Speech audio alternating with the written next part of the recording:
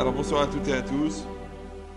Donc on va essayer de réfléchir un petit peu sur quelques notions de la paracha qu'on va lire ce Shabbat, que est Parashat Vaïra. Alors pour remettre dans le contexte, juste à la fin de la paracha de Shemot, quand Hachem il a envoyé Moshe Rabbeinu pour aller demander à Pharaon de laisser partir les bénis Israël d'Égypte, donc non seulement il a refusé, mais en plus de ça, qu'il a encore augmenté l'esclavage. À ce moment-là, Moshe Rabbeinu il a une réaction qui est incroyable. La Gemara, elle dit même que Moshe a blasphémé, parce qu'il a carrément remis en cause Hachem. Il a dit Lama Areota la Hamazé, pourquoi est-ce que tu as fait du mal à ce peuple?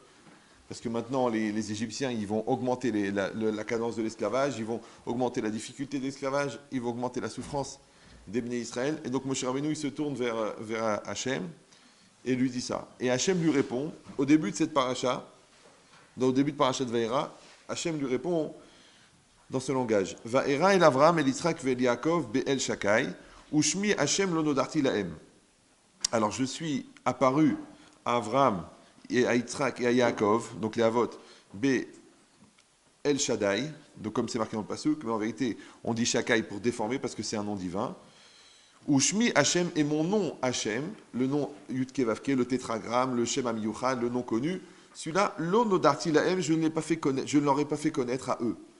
Donc ce langage-là, il est bizarre. Vous savez qu'il y a différents noms divins, c'est là-dessus qu'on va essayer de réfléchir ce soir. Mais en plus de ça, la réponse, elle est bizarre. Maintenant Moshe Rabbeinu, il s'est plaint que genre tu n'as pas, ce que tu m'as envoyé, en fin de compte, ça n'avait aucun espoir que ça aboutisse, et au contraire, ça a créé plus de problèmes au Béné Israël. Et Moshe lui répond, oui, ben, quand j'ai Avram, Yitzhak et Yaakov, je me suis toujours adressé en tant que Shakai, et je me suis jamais adressé à eux en tant que Yudke Vavke, en tant que Hachem, le Shem Amiyuchad, et toi, je me suis adressé, et à eux, je me suis adressé de cette manière. On ne voit pas tellement le rapport entre la question et entre le problème de Moshe Rabbeinu et la réponse d'Hachem. Et quelle différence il y a entre ces deux noms divins? On va voir avec les autres aussi, si on arrive, si on a le temps. Et en soi, déjà, la notion du nom. Alors, quand on parle du nom divin, il faut avoir une chose qui est très très importante, c'est que, si vous avez remarqué, pour ceux qui pratiquent un petit peu, on ne parle jamais d'Hachem, on parle toujours d'Hachem. Je ne sais pas si vous avez remarqué.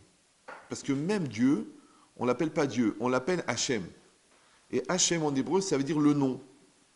D'accord? Donc on fait les Ma'an Hachem, on fait les mitzvot, les Ma'an Hachem, pour Hachem. En vérité, c'est pour le nom. D'accord? On dit Baruch Hachem, béni soit le nom. Chilul Hachem, quand on fait des bêtises, c'est une profanation du nom divin. On devrait dire c'est une profanation de Dieu. Non, c'est une profanation du nom divin. Quand on dit Chasdei Hachem, la bonté du nom de Dieu. Mais non, il faut dire la bonté de Dieu. C'est-à-dire pourquoi Hachem, on l'appelle Hachem? On devrait l'appeler Hachem. Oui, d'accord. Donc on l'appelle, au lieu de l'appeler Dieu, on l'appelle Hachem. Alors cette notion-là, c'est marqué dans le Zohar, qu'il est interdit à un homme de réfléchir à l'essence de Dieu. Alors j'explique. Quand c'est marqué que c'est interdit, c'est pas comme interdit de manger du cochon ou interdit d'aller avec la voisine. Non. Interdit, ça veut dire ici, c'est inaccessible. C'est comme si je te dis, tu sais, il est interdit de soulever un immeuble. Bon, il est interdit de s'attaquer à l'absorption du Pacifique avec une petite cuillère. Il y en a qui ont essayé, ils ont eu des problèmes, d'accord? Donc, tu ne peux pas boire le Pacifique. Alors, pourquoi tu l'interdis? Ben, c'est interdit. Alors, c'est pareil. L'essence de Dieu, elle est inaccessible. Maintenant, ce que Dieu a rendu accessible de lui-même, c'est ce qu'on appelle le nom. Donc, la partie perceptible de Dieu, c'est le nom. C'est comme si vous êtes dans un bâtiment énorme qui fait 250 mètres de haut, complètement vide, une espèce d'espace comme ça. Et il y a une partie du toit qui a sauté. Et puis vous voyez un tissu bleu à 300 mètres de haut, vous voyez un morceau de tissu bleu qui bouche le trou dans la toiture. Alors vous dites, tiens, ils ont mis une bâche? Non, pas du tout. En fait, c'est un géant qui s'appuie contre l'immeuble. Et là, ce qu'on voit, c'est juste le tissu du bas de son pantalon au niveau de la cheville. Tu dis, quoi, le bas de son pantalon, il est collé à l'immeuble et le tissu qui bouche, en fait, c'est le pantalon, c'est la cheville dans le pantalon. On sait que la cheville, c'est à peu près un 20e du corps. D'accord? Donc, t'imagines la taille du géant, parce que ça, c'est que la cheville. Ben, c'est exactement pareil. La partie perceptible qu'on a d'Hachem, Elle n'existe que parce qu'il est d'accord de nous la montrer. Donc la perception qu'on a d'Hachem, en fait, elle n'existe qu'en fonction de ce qu'il a donné comme espace intellectuel pour qu'on puisse l'atteindre. Et comment ça s'appelle? Ça s'appelle le nom. Donc ça veut dire quoi? Ça veut dire qu'en vérité, pour nous, entre guillemets, la réalité de Dieu, ouais, on l'a de deux côtés. On l'a par rapport au nom divin, on l'a par rapport à la Torah, qui rapporte les noms divins, et on a d'un côté par rapport à l'observation de la réalité, qui est l'expression de la volonté divine. Maintenant, le Ramban, il dit que toute la Torah entière, ce ne sont que des noms divins. C'est-à-dire, d'après la Kabbalah, quand on lit la Torah, Bereshit bar Elokim et Hashem et Haaretz, Vaera el Avram Yitzchak et Yaakov, Avram Avinu a parlé à Sarah, Sarah a rigolé, tout ça c'est le pshat, le sens simple. Mais quand vous allez approfondir, c'est-à-dire vous allez regarder la Torah au niveau de la lecture de la Kabbalah, il n'y a plus d'événements dans la Torah. Vous prenez les 312 000 lettres, vous les réunissez, et ensuite vous prenez à peu près les 45 noms divins qui existent, vous prélevez les noms divins qui sont inscrits dans l'ordre ou dans le désordre ou par saut de lettres à l'intérieur des 312 000 lettres, il n'y a plus une seule lettre de libre. Je ne sais pas si vous... Vous savez les petits jeux là qu'ils font là dans le train là. Oui, ils ont une grille comme ça, il y a des lettres et puis là il y a des mots. Alors il faut chercher les mots cachés. Imaginez, vous prenez les noms divins, vous les cherchez dans la Torah. Vous les cherchez. Vous les trouvez, vous les trouvez, vous les trouvez, vous les trouvez, vous les trouvez. Quand vous les avez tous trouvés, il n'y a plus une seule lettre de libre. C'est ce que dit le Ramban. Kol la Torah kula, zetsiru feshemot. Toute la Torah entière ne sont que des associations de noms divins. C'est toujours bon. Maintenant, quand on sait que Hachem, il a écrit la Torah avant de créer le monde, d'accord, et que donc, après Istakel Boraïta ou Baralma, Dieu a regardé dans la Torah et ensuite il a créé le monde, donc ça veut dire que la Torah, c'est le plan du monde. C'est toujours bon. Mais si je dis que la Torah, ce ne sont que des noms divins, donc en fait, la réalité, qui est la projection de la Torah, ça n'est qu'une projection que de noms divins. Voilà. Ça va toujours? Et si vous allez dire, attendez, je n'avais pas comprendre. Donc, c'est fini la sortie d'Égypte? Non, c'est la même chose. Mais c'est un niveau de lecture. C'est un niveau de lecture. C'est comme des gens qui se bagarrent, et toi. Toi, tu synthétises, tu dis, écoute, ça, chez toi, c'est un problème d'amour-propre, et chez toi, c'est un transfert du père. Ah bon? Qu'est-ce que je t'ai fait? C'est la même histoire. Seulement, moi, j'ai synthétisé le problème. Et bien, la synthétique de la réalité, c'est le nom divin. Voilà. Donc quand Dieu il a écrit la Torah, il n'a écrit que des noms divins. En les combinant, il a donné cette histoire-là, qui aurait pu être une autre histoire. Parce que les 312 000 lettres, on aurait pu les combiner différemment. Pour vous dire, tiens, que vous êtes là, tant que vous êtes là, je vous solde. En fait, quand vous lisez la Torah, il y a un texte, la Torah écrite, d'accord? Et bien en fait, ce texte, c'est un découpage de la Torah. Mais en fait, il y a 70 découpages. D'accord? Il y a 70 découpages possibles. Par exemple, Rabbi Yaakov Abersera, il a amené 1000 lectures du premier verset de la Torah, qui sont toutes différentes les unes des autres, sur le même passouk. Mais même, le texte lui-même, tu peux le découper de 70 manières différentes. Rashi rapporte qu'à l'époque de Rabbi Yehuda Hanassi, il y avait encore 5 découpages. Je rappelle que la Torah orale, en fait, c'est l'explication de la Torah écrite. Et la Torah orale, c'est le Talmud, il est là, 2400 pages. Oui. Et que s'il y a 70 Torah écrites, donc il y a 70 Torah orales. Si vous allez dire, attendez, mais c'est monstrueux. Mais c'est pas grave, parce que dans la Torah elle-même, il y a 4 niveaux de lecture. Vous pouvez lire le pshat, la lecture littérale, la traduction, d'accord? Au commencement, Dieu créa le ciel et la terre. Après, vous avez le remez, l'allusion, d'accord? C'est-à-dire cette lettre-là, elle fait allusion à certaines notions. Après, vous avez le drash. Donc là, c'est parce que par une image, je fais ressortir un message, c'est le Midrash. Et après, vous avez le Sod, la Kabbalah. Donc ça fait 4 niveaux de lecture sur le texte lui-même. Le problème, c'est que chaque niveau de lecture a lui-même 4 sous-niveaux de lecture. C'est-à-dire que vous avez le pshat du pshat, le remez du pshat, le drash du pshat et le Sod du pshat.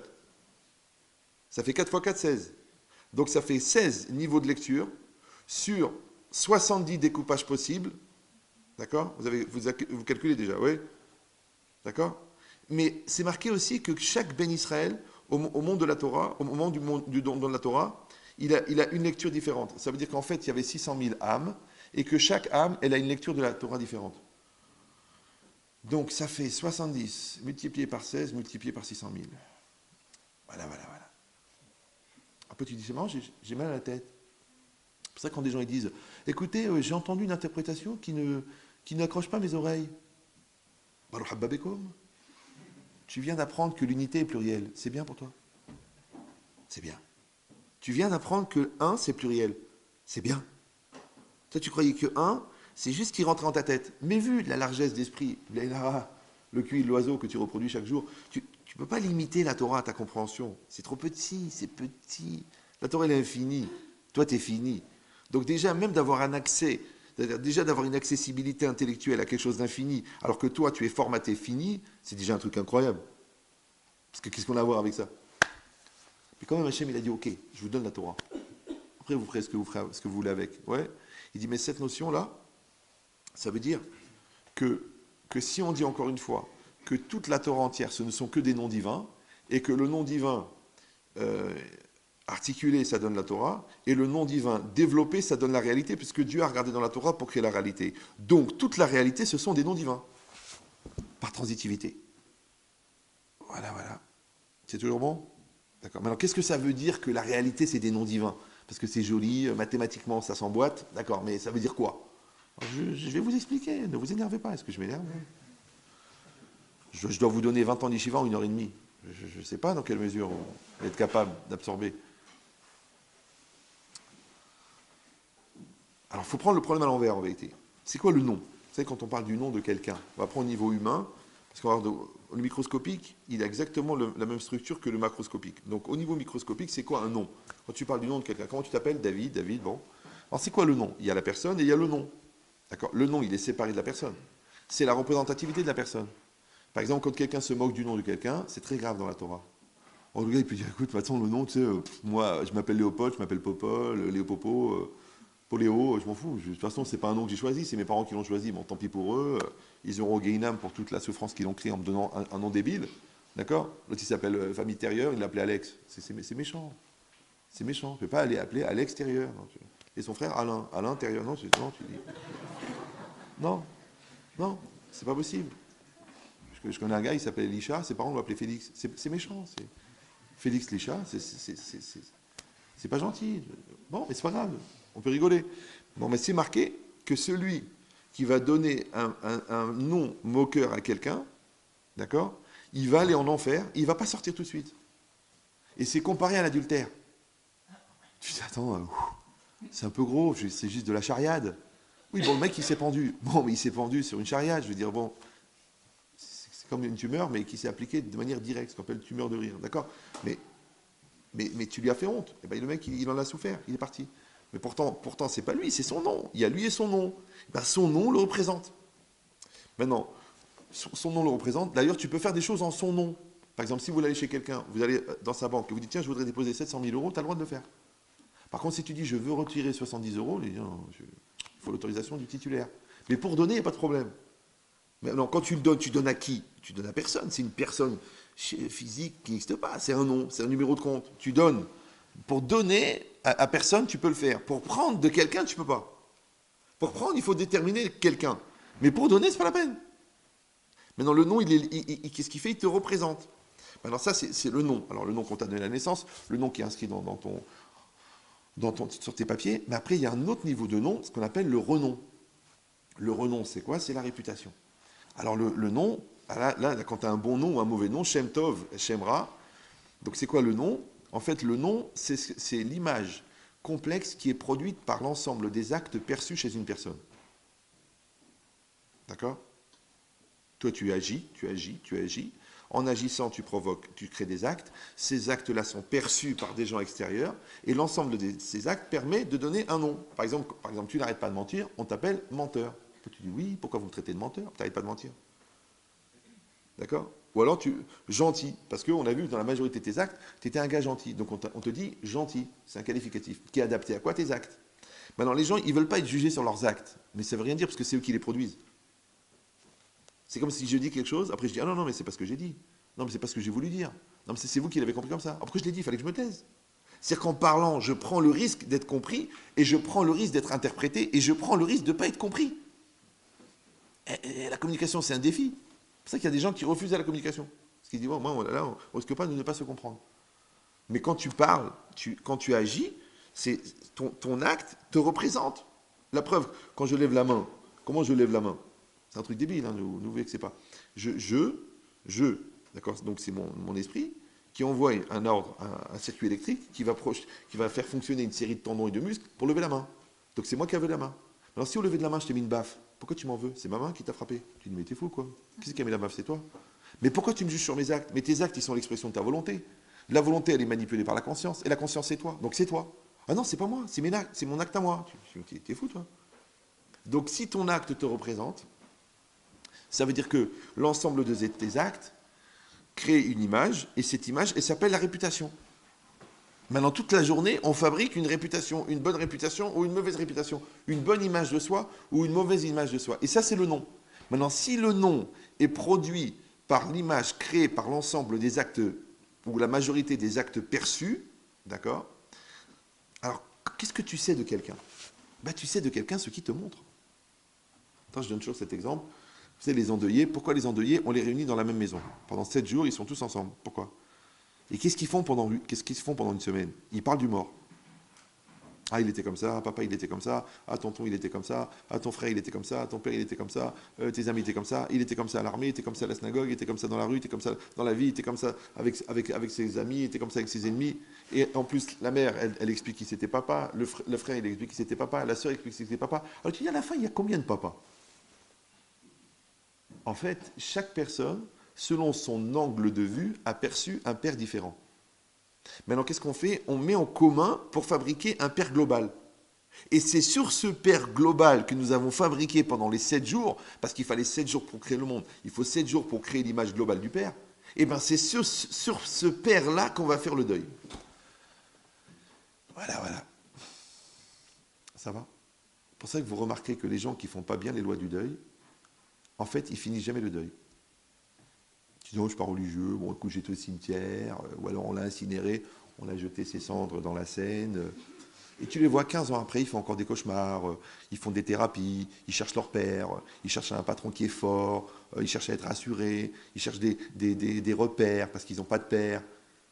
Le père, t'as pas de père, un jour tu as un père, après tu profites du père, après tu grandis du père, après tu fabriques un père psychologique, et après tu perds le père. Maintenant, quand tu as perdu le père physique, dans l'absolu, c'est pas grave parce que tu as fabriqué le père psychologique.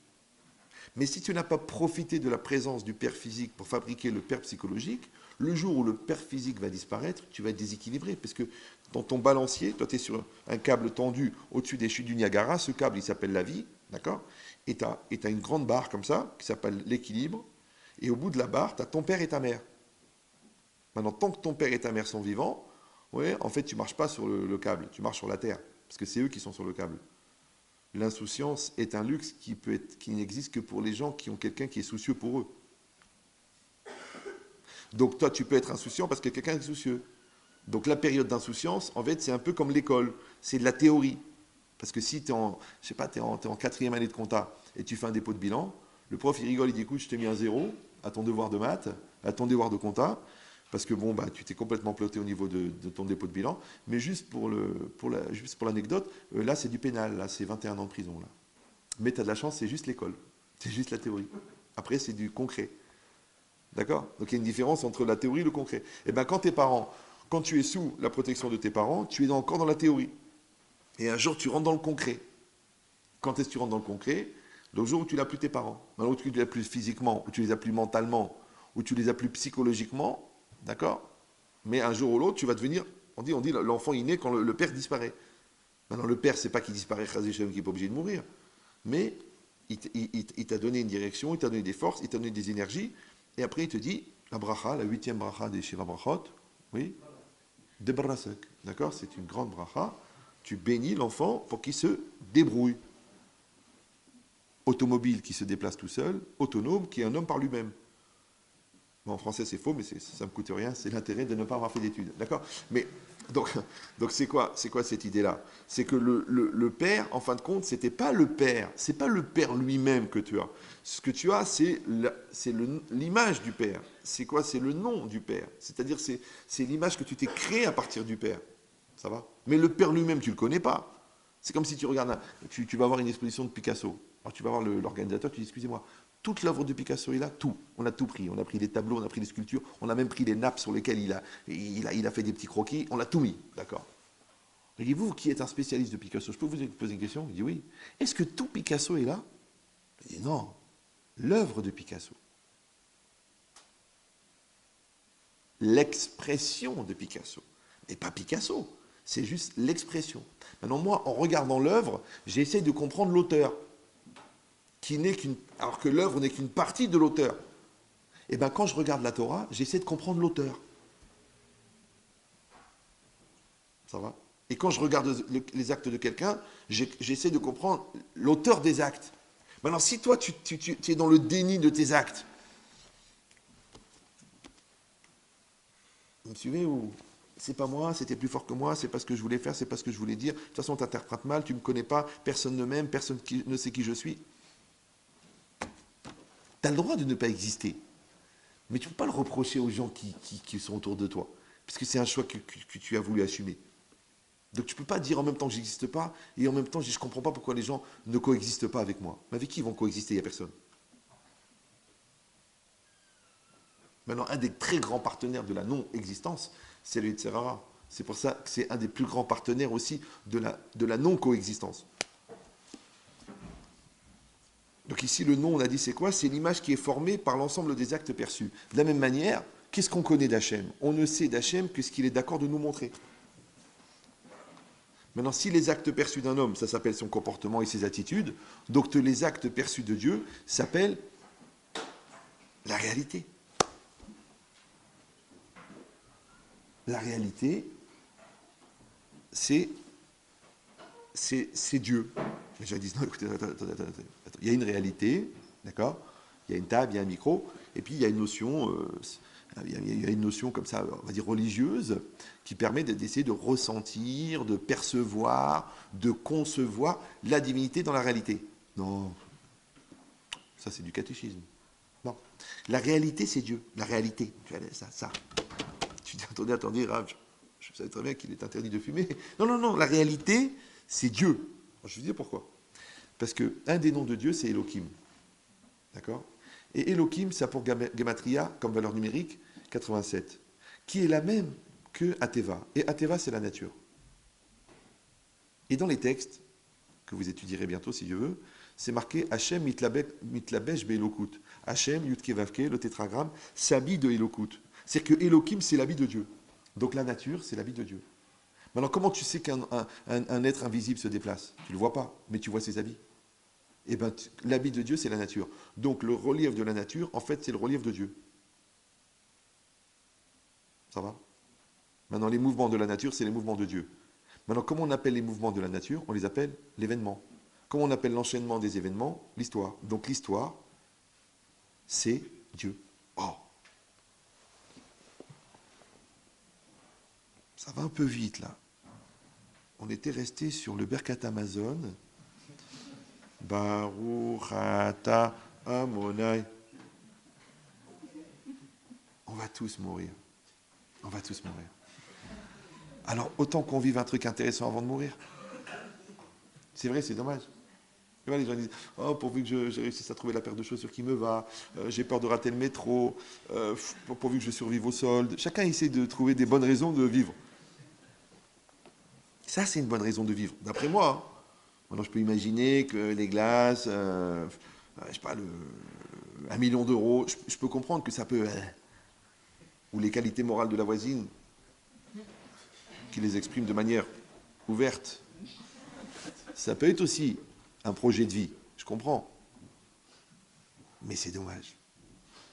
C'est dommage de rater le principal pour du superficiel. C'est dommage. C'est ça qu'on essaie. On essaie de vous donner quelque chose d'essentiel. Maintenant, vous voulez une Torah de balles. Il y en a, c'est en distribution gratuite. Mais si vous voulez du mamash, du yesh, ouais, ce qui est, il faut un peu se casser la tête, un petit peu, un minimum. Donc, vous ne pourrez pas répéter, mais vous pouvez participer. Vous pouvez suivre le TGV. TGV, c'est Torah à grande vitesse. Maintenant, vous pouvez dire que vous avez vu le TGV, vous pouvez dire que vous avez vu la couleur du TGV, vous avez vu la forme du TGV, mais vous ne pouvez pas décrire les passagers. Ça va trop vite. Là, c'est pareil. D'accord. Vous êtes là, vous venez une fois par semaine, faites l'effort, c'est pas évident. Des fois, il y a un match, des fois, il y a de l'insécurité. Vous venez quand même. Alors moi, je dis, les pauvres, ils viennent, ils se mettent une tannée. C'est pas évident. Alors moi, je ne vais pas leur donner des lourdeurs. Donc j'essaie de vous donner quelque chose de valeur. Maintenant, peut-être que même dans les chivotes, ils n'étudient pas ça. Parce qu'ils n'ont pas le temps. Entre la Gemara et la Lacha, ils n'ont pas le temps. Mais c'est bon pour la Emouna d'étudier ça. Parce que ça évite de confondre la Torah avec les mathématiques. Mais ça, il faut que ça prenne. Alors c'est ce que je suis en train de vous dire. Maintenant, vous concentrez pour essayer de comprendre. Bon, le problème avec moi, c'est que je fais des blagues. Donc les gens, des fois, ils croient que je suis un rigolo. C'est un risque. D'accord. Mais quand je vous donne l'idée, prenez l'idée en elle-même, essayez de la suivre et de dire, mais attends, mais qu'est-ce qu'il est en train de nous dire? Il est en train de nous dire que la réalité, c'est Dieu. Pourquoi? Parce que l'habit de Dieu, c'est la nature.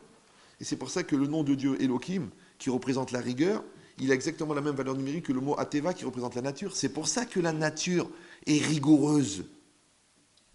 Et c'est pour ça que les gens qui ne croient que dans la nature et que dans la matérialité, Dieu ne peut pas intervenir. Le Yud Kevavke, c'est-à-dire le nom, le tétragramme qui représente la miséricorde, ne peut pas intervenir auprès des gens qui sont totalement rationnels.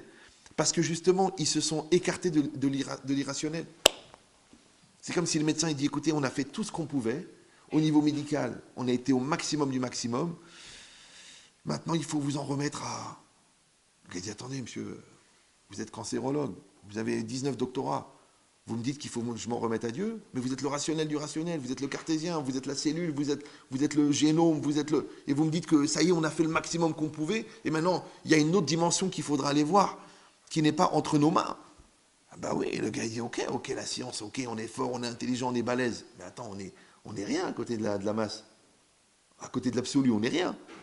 Mais il faut avoir cette modestie de comprendre que devant l'univers, t'es rien. C'est comme les 600 milliards d'étoiles. Il y a 600 milliards d'étoiles, de vous à moi.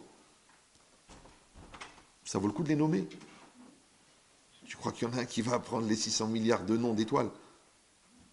600 milliards, pas 600 millions, pas 600 000, pas 6 000, pas 6. 600 milliards d'étoiles. Alors il les numérote. 0,002, Florian, 0,03, Florio dedans. Mais à quoi ça sert?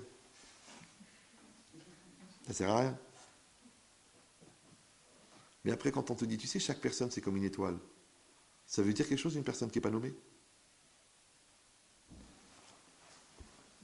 Voilà, c'est bien, tu commences à comprendre. Ben, c'est exactement pareil. Ça veut dire que Hachem, il nous donne une perception de lui. C'est comme s'il y a une toile tendue, et derrière, il y a quelqu'un qui fait des ombres chinoises. Maintenant, toi, tu es de ce côté, tu vois les ombres chinoises. Mais lui, il fait les ombres chinoises. Maintenant, et l'écran qui est tendu, c'est quoi en fait? C'est la nature. Et l'ombre, elle est produite par quoi? Par la lumière. Et la lumière, c'est Ratson Hashem, c'est la volonté de Dieu. Donc il y a Dieu, sa volonté, la nature, et l'homme de l'autre côté. Maintenant, l'homme d'un côté et Dieu de l'autre côté n'ont pas la même lecture. Mais c'est normal.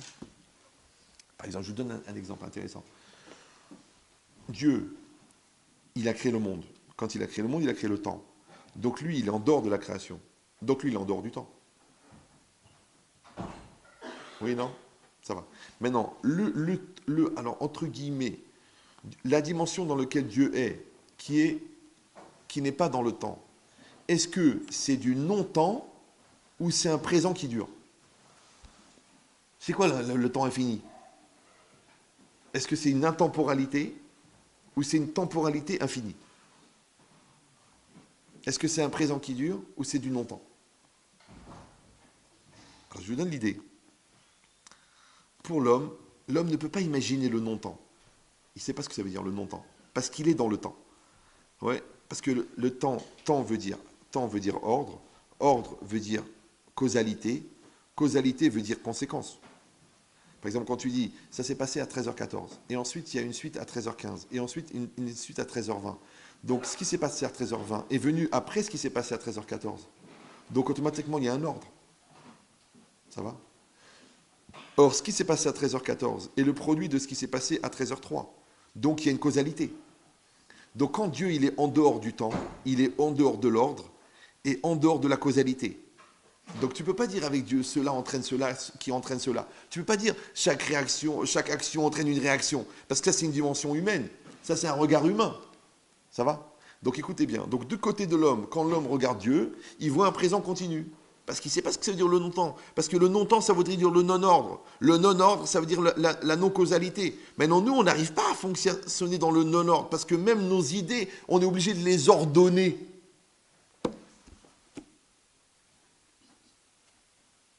Alors Albert, un gars de chez nous, dont on n'a jamais retrouvé les téphilines,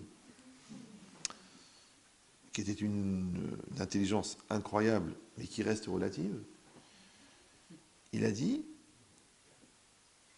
à la vitesse de la lumière, le temps s'arrête. À la vitesse de la lumière, le temps s'arrête. C'est vous prenez un objet, vous l'amenez à la vitesse de la lumière, le temps s'arrête. Mais ça veut dire quoi le temps s'arrête? Encore une fois, le temps s'arrête. Ça veut dire le temps se fige. Donc les particules, les molécules, elles arrêtent d'être leur trajectoire. Parce que c'est quoi le temps? Le temps, c'est une trajectoire. Donc est-ce qu'on arrête la trajectoire? Tac, les particules, elles restent comme ça. Non. Ou non? Le temps s'arrête, ça veut dire qu'il n'y a plus de temps. Maintenant, s'il n'y a plus de temps, étant donné que le temps, c'est une notion qui est intrinsèque à la matière, puisque les trois éléments plus le temps, c'est Einstein, d'accord? Donc et la Torah aussi, elle dit que le temps, il fait partie de la réalité. Dieu il a créé le temps quand il a créé la matière. Donc quand tu enlèves le temps, tu enlèves aussi la matière. Or, quand tu enlèves le temps et la matière, tu sais ce que tu enlèves? La distance. Parce que c'est quoi la distance? C'est un rapport entre le temps et la matière. Ça va? Donc s'il n'y a plus de distance et qu'il n'y a plus de temps, donc le même événement, il peut se passer à des milliards de kilomètres l'un de l'autre, au même moment et au même endroit, puisqu'il y a un seul endroit maintenant.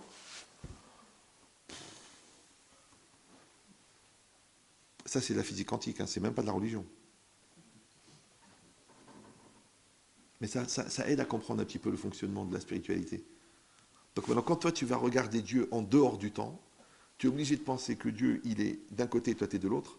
Mais toi, en tant qu'homme, quand tu regardes Dieu, tu vois quoi? Tu vois un temps qui dure, alors que lui, de son côté, il est dans le non-temps. Ça va? Maintenant, le Dieu qui est dans le non-temps, c'est l'essence de Dieu, auquel nous n'avons aucun accès. Mais Dieu, pour qu'on puisse fonctionner avec lui, qu'est-ce qu'il a fait? C'est ça ce qui est marqué Vayered. Hachem, il est descendu sur le mont Sinaï, d'accord? Et c'est quoi? Sa volonté, elle part de très très loin et elle arrive jusqu'à la réalité. Et cette réalité-là, de la volonté de Dieu, qui rentre dans une dimension qui est perceptible par l'homme, elle rentre dans le temps. Et elle rentre dans la causalité.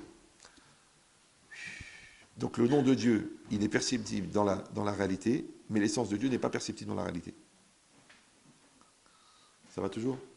Maintenant, il est le problème, c'est les gens qui créent des questionnements entre Dieu qui est en dehors de la causalité et Dieu dans la causalité. Donc ils posent une question humaine dans la causalité sur Dieu dans la non-causalité. Alors ils disent, il y a une contradiction.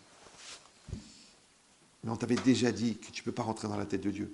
Déjà, tu ne comprends pas ta mère, tu veux rentrer dans la tête de Dieu. Parce que les gens disent pourquoi Dieu il a fait ça, et pourquoi Dieu il n'a pas fait ça, et pourquoi ça s'est passé comme ça, pourquoi ça ne s'est pas passé autrement. Tu as déjà la chance de pouvoir assister au film. Tu veux remettre en cause le metteur en scène. Mais eh ben, deviens metteur en scène, au lieu de critiquer le film. C'est ça la force. Parce qu'Hachem, il te dit, tu peux être spectateur de la réalité, tu peux être aussi acteur. Et c'est pour ça, parce que puisqu'Hachem, il a créé l'homme à son image, et que le monde, il n'est que la projection de sa volonté, donc l'homme aussi, il participe par sa volonté à la création du monde en temps réel. Donc quand je vous ai dit tout à l'heure qu'il y a Dieu d'un côté, sa volonté, la paroi, les ombres chinoises, et l'homme qui assiste de l'autre côté, en vérité, l'homme, il peut aussi produire en même temps, en temps réel, il produit l'image. Donc là, on passe de l'ombre chinoise à la projection 3D. Vous savez est-ce que c'est un hologramme? Oui, non? Voilà. Un hologramme, c'est quoi? On prend 3 projecteurs qui envoient une couleur différente de lumière, et la communion de ces 3 projections de lumière, ça crée une réalité. Et tu la vois, tu vois la statue, tu vois le mec qui parle, en réalité, il n'est pas là. C'est juste une image reconstituée. Ça va? Eh bien, imagine-toi que toute la réalité du monde, c'est un hologramme qui est produit par la communion, attention, de la lumière divine, de la volonté divine, et de la volonté divine qui passe par l'homme.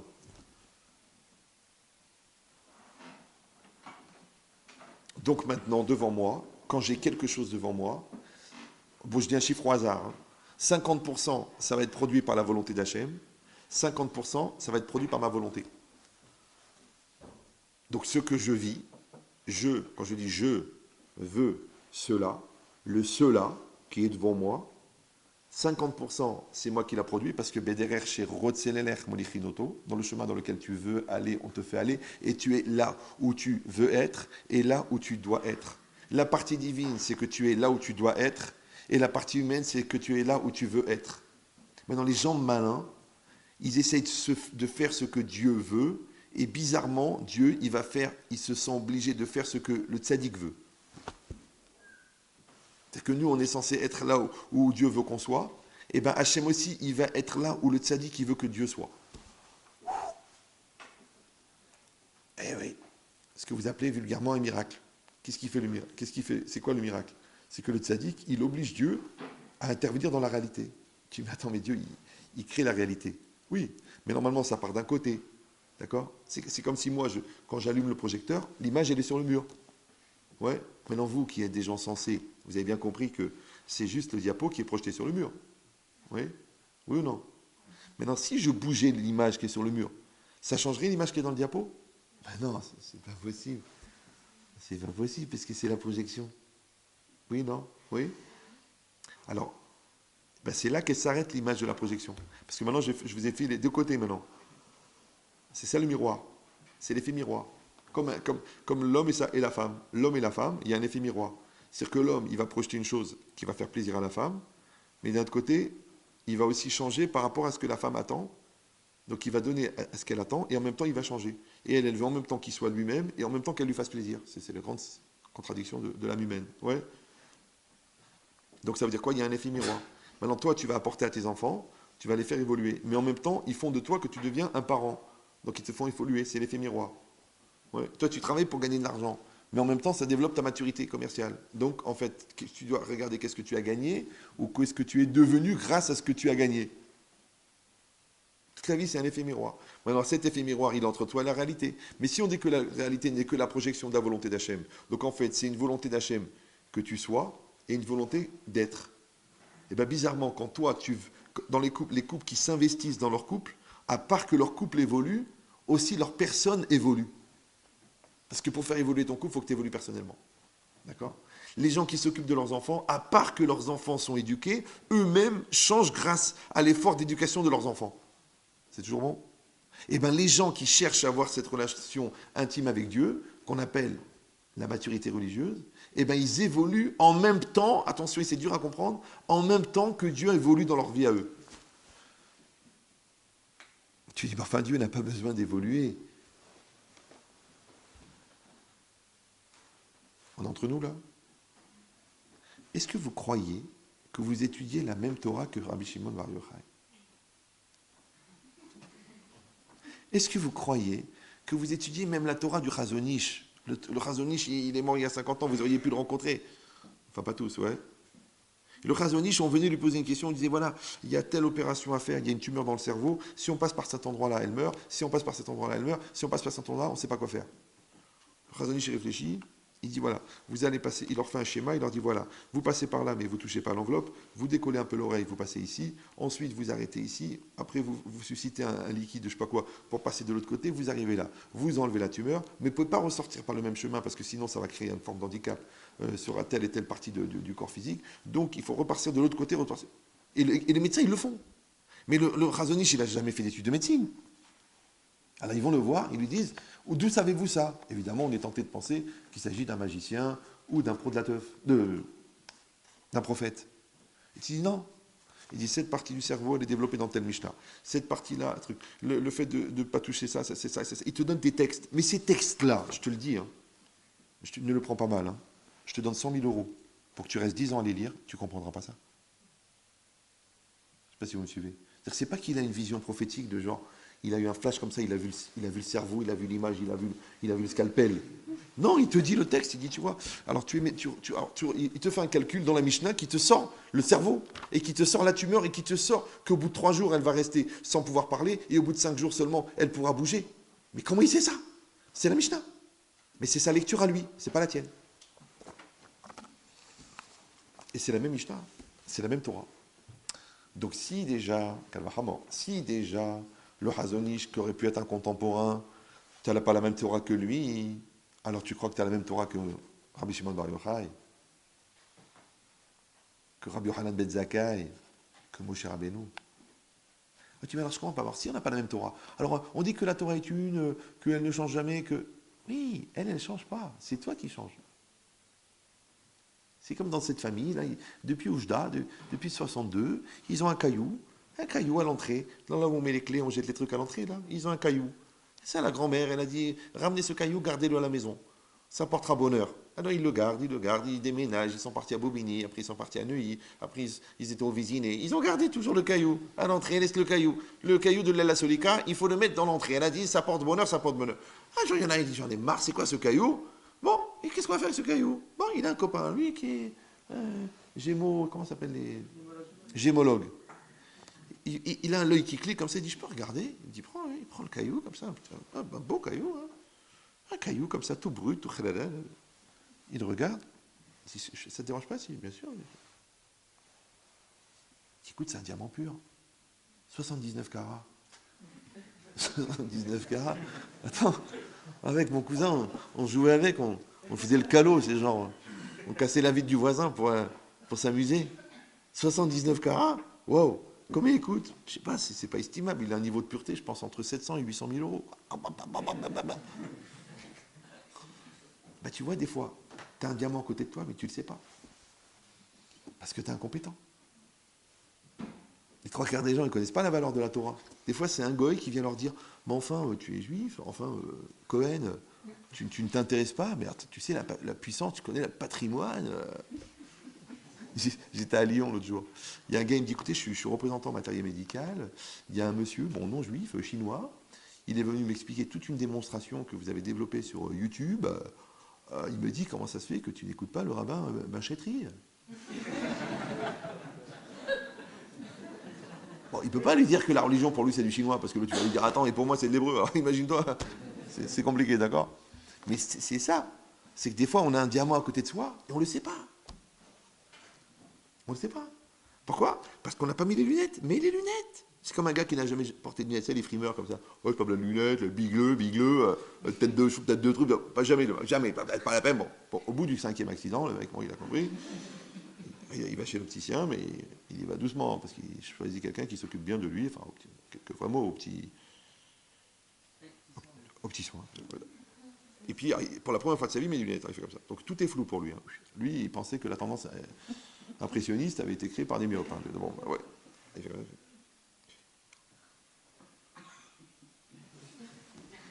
Attendez, c'est pas possible. Chaque feuille, la goutte d'eau qui coule, il la voit naître, ça tac, en HD 30 milliards de... Tout. Il voit aussi les rides de sa femme. Là, c'est bon, d'accord. Mais il voit tout.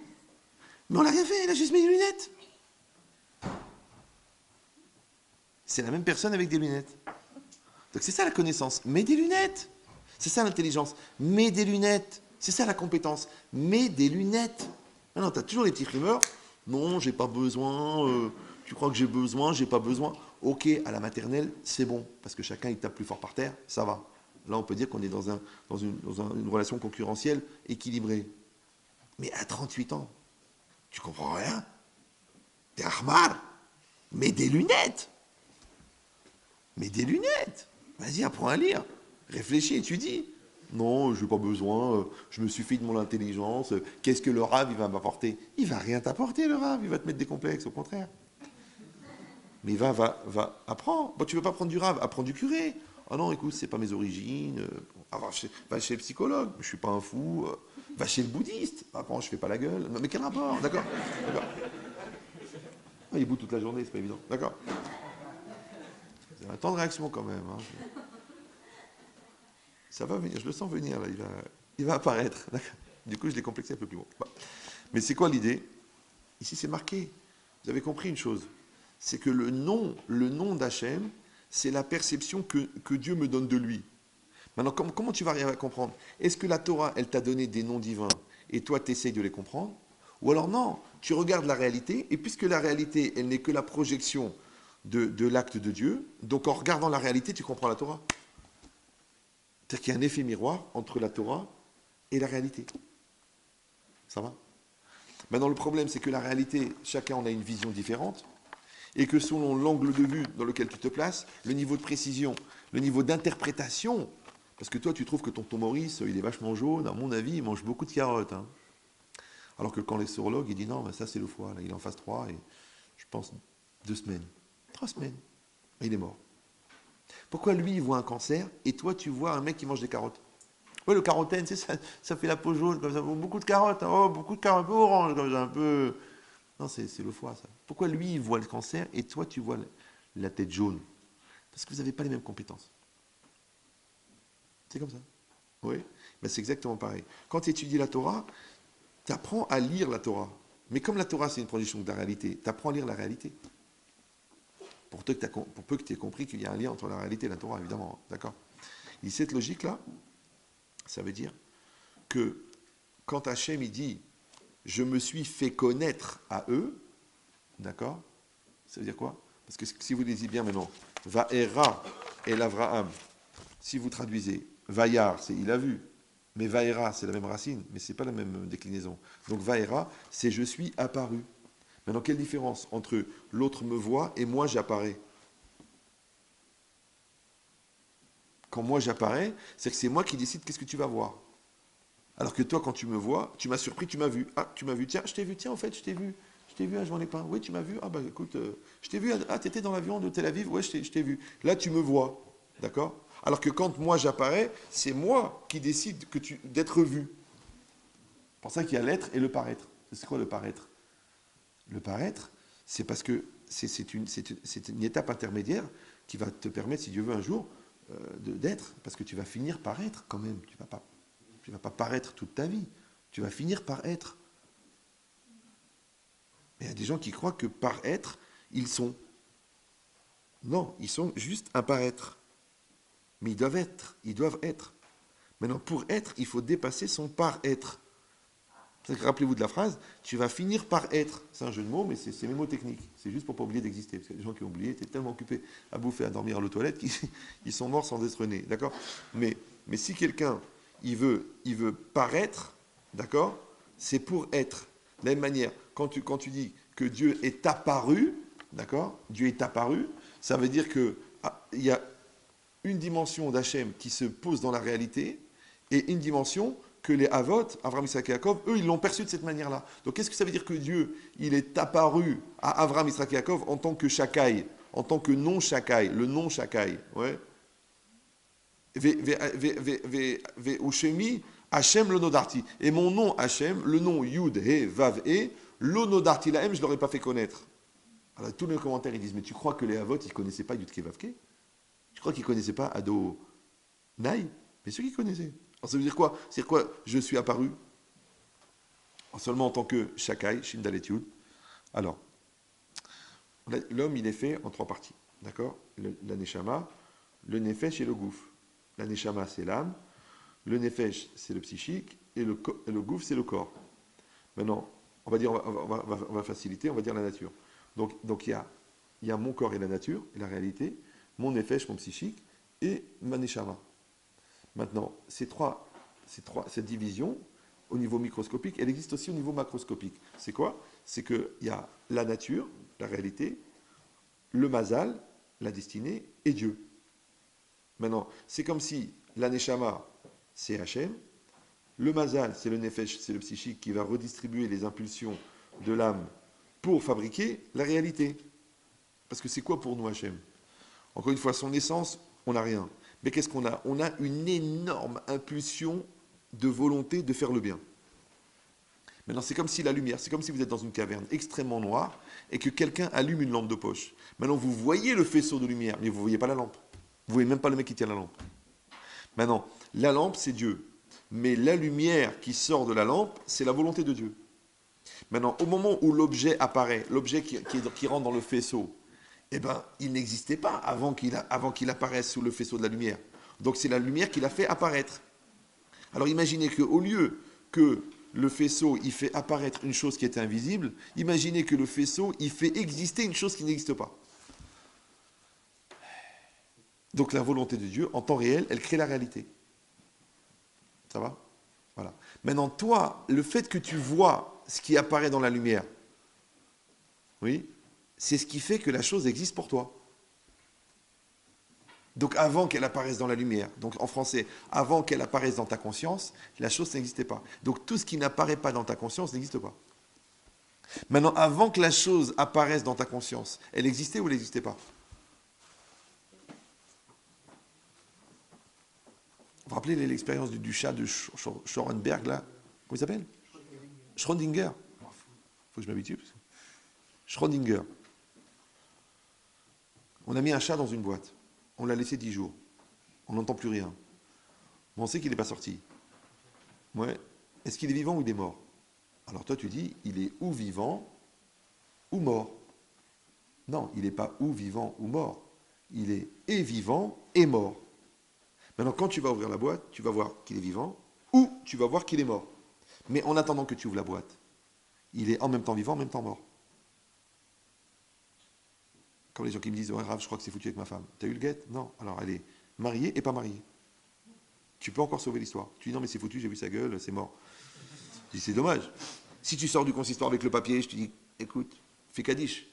Et encore, c'est une mitzvah de réépouser la femme qu'on a divorcée. Ouais. Mais pour l'instant, il n'y a rien. Ouais, mais vous la connaissez pas. Oh, comme tu veux. Toi, elle est dans la boîte et tu la considères comme mort. Vas-y. Le magasin, il est là. Vas-y, va travailler. Non, il est mal placé. La vendeuse, elle ne sait rien faire. Je me suis fait avoir sur le produit. Comme tu veux. Là, il est vivant et mort, le magasin. Il est sauvable et foutu. Il a les deux. Vas-y, sauve-le. Non, c'est foutu. C'est comme tu veux. Donc, en vérité, vous avez compris maintenant que la conscience d'une réalité, elle crée la réalité. Elle fige les choses. Maintenant, quand on dit qu'Hachem, c'est une volonté, c'est-à-dire c'est une volonté énorme que le monde soit. Et cette volonté, ensuite, elle se parcellise en milliards de micro-volontés qui font exister la réalité. On l'a expliqué déjà plusieurs fois. Levez la main ceux qui s'en rappellent, que je n'ai pas l'impression de parler à des morts. Une seule personne? J'aurais dû mourir hier. Deux? Bon, ça fait rien, je répète. De toute façon, ça fait 25 ans que je répète. Je peux répéter une fois de plus. J'ai revu des photos, j'avais moins de poils blancs. Bon, je vais dire que c'est à cause des enfants. Alors, donc c'est quoi l'idée? Je répète, Hachem, c'est quoi? C'est une énorme volonté, d'accord? Ensuite, cette volonté, elle se parcellise en milliards de micro-volontés. Maintenant, comment on appelle une micro-volonté? Ça s'appelle un ange. Parce que c'est quoi un ange? Un ange, c'est le véhicule d'une volonté divine. Maintenant, ce n'est pas un personnage tout en blanc avec des plumes et des ailes. Ça, vous laissez ça pour le catéchisme sur lequel nous avons fait une croix depuis longtemps. C'est juste la projection de la volonté. C'est une force. D'accord? C'est une force. Maintenant, quand je crée une volonté, je crée une force, je crée un mouvement, et ce mouvement, il est représenté par un ange. Maintenant, la Gemara, elle dit, le Zohar, il dit que derrière chaque brin d'herbe, il y a un ange qui lui dit pousse. D'accord? Donc, derrière chaque vague, il y a un ange qui la pousse. Derrière chaque particule, il y a un ange qui véhicule cette particule. Derrière chaque pellicule sur la tête de Maurice, derrière chaque goutte d'eau qui tombe du nuage et qui atteint le parterre, il y a un ange. C'est des milliards de milliards d'anges. D'accord? Mais qui sont quoi? Qui sont le fruit d'une volonté globale que le monde soit, qui ensuite se parcellise en milliards de volontés. Maintenant, comment il s'appelle le logiciel qui gère la redistribution de ces anges-là pour qu'ils aillent accomplir chacun à leur place leur mission pour que le monde soit? Il s'appelle le Mazal. Voilà. Donc le Mazal, ce que vous appelez la destinée, je ne parle pas du traumatisme des célibataires, oui. Le Mazal, oui. La destinée, c'est quoi? En fait, c'est un logiciel extrêmement puissant de gestion et de redistribution de la volonté divine pour faire exister le monde. Ça va? Or, bizarrement, le nom Shakai, le nom Shin Dalet Yud, il dit le Ramban là-bas, il dit ou Amenatziach à la Mazalot. C'est lui qui a la maîtrise du Mazal. Là. Pourquoi? Parce que c'est quoi Shakai, Shin Dalet Yud, chez Amar le Olamo Dai, qui a dit à son monde stop. Ouais, qui a dit à son monde stop. Or, ça, quand vous voyez une montre, oui, non? Vous voyez la montre. Mais en vérité, cette montre, vous savez très bien que c'est un cumul de particules qui est pour l'instant sous la forme temporaire d'une montre, puisque vous avez appris à l'école que rien ne se perd, tout se transforme. Maintenant, si on prenait si on reprenait toutes les formes que l'ensemble des particules qui forment cette montre, ont pris depuis la création du monde. Vous me suivez ou non? Genre c'était une carotte, c'était une feuille d'arbre, c'était un oiseau, c'était un chien, c'était un morceau d'un crâne d'un gars. Et maintenant c'est une montre. Bah oui, parce que rien ne se perd, tout se transforme. Donc ça c'est un gars qui est toujours arrivé en retard. Le bon Dieu il va dire, toi tu vas revenir en montre. C'est fatigant, c'est une torture chinoise. C'est une torture chinoise, ça s'appelle le tic-tac, tic-tac. Le mec, il n'en peut plus, là. Ouais. Ça va aller, c'est bientôt fini. D'accord. Mais c'est quoi l'idée? Maintenant, si tu prends ces différentes transformations et tu les suis sur les 5776 ans de l'existence du monde, alors tu dis, tiens, c'est devenu ça, tiens, c'est devenu ça, tiens, c'est devenu ça, tiens, c'est devenu ça. Mais si tu les cumules de manière simultanée, et ça devient ça, ça devient ça, ça devient ça, ça devient ça, ça devient ça. Donc c'est ça en même temps que ça, c'est ça en même temps que ça, c'est ça en même temps que ça. D'accord? Si la particule, elle est en fusion, au lieu d'être organisée, si la structure énergétique de la matière n'était pas stable, d'accord? Donc tu sais comment on appelle la capacité à rendre stable la structure énergétique de la matière pour lui donner une forme reconnaissable? C'est Shakai. C'est-à-dire que l'ensemble des anges qui organisent les particules de cette montre pour qu'elle reste une montre, eh bien qui c'est qui gère l'ensemble? C'est Shakai. Donc Shin Dalet Yud, il dit chez Amar le Olamo, Dai. Dai, c'est une montre. Dai, c'est un cheval. Dai, c'est un oiseau. Dai. Vous me suivez ou non? Donc c'est pas seulement qu'à un moment, il a dit que le monde soit. Ouais. Il a aussi organisé toutes les combinaisons moléculaires qu'il a redistribuées dans la grille temporelle pour qu'elles soient au fur et à mesure que le monde va être. Et c'est pas seulement qu'il l'a fait à l'époque et qu'il a créé et le temps et les combinaisons et qu'il les a redistribuées, c'est aussi qu'en temps réel, il fait exister la montre. C'est toujours bon? Voilà. Maintenant, attention. Cette montre, elle existe parce que le bon Dieu, il a projeté sa volonté pour qu'elle existe. Mais on a dit le fait que moi, je sache qu'elle existe, qu'elle rentre dans mon espace à moi, ça vient de ma conscience. D'accord? Et la conscience, elle vient de l'âme. La preuve, c'est que quand quelqu'un meurt, il n'a plus de conscience. Parce qu'on lui a enlevé son âme. Et l'âme, elle est divine. Maintenant, vous avez la conscience, vous? Est-ce que vous êtes conscient? Vous êtes conscient? Attention, maintenant, attention, c'est vicieux. Est-ce que vous êtes conscient que vous êtes conscient?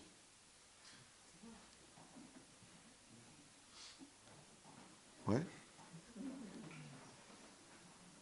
Maintenant, attention, est-ce que vous êtes conscient que vous êtes conscient que vous êtes conscient?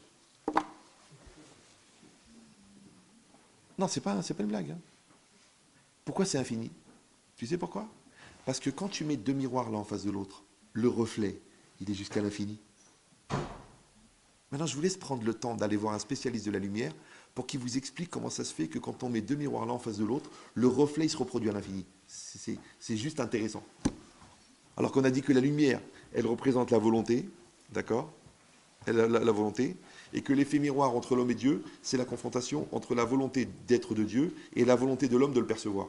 Et que cet effet miroir, il se reproduit à l'infini. Donc c'est la conscience, de la conscience, de la conscience, de la conscience, de la conscience, de la conscience, ça ne s'arrêtera jamais. J'ai essayé de faire ça toute une après-midi, mais j'ai arrêté.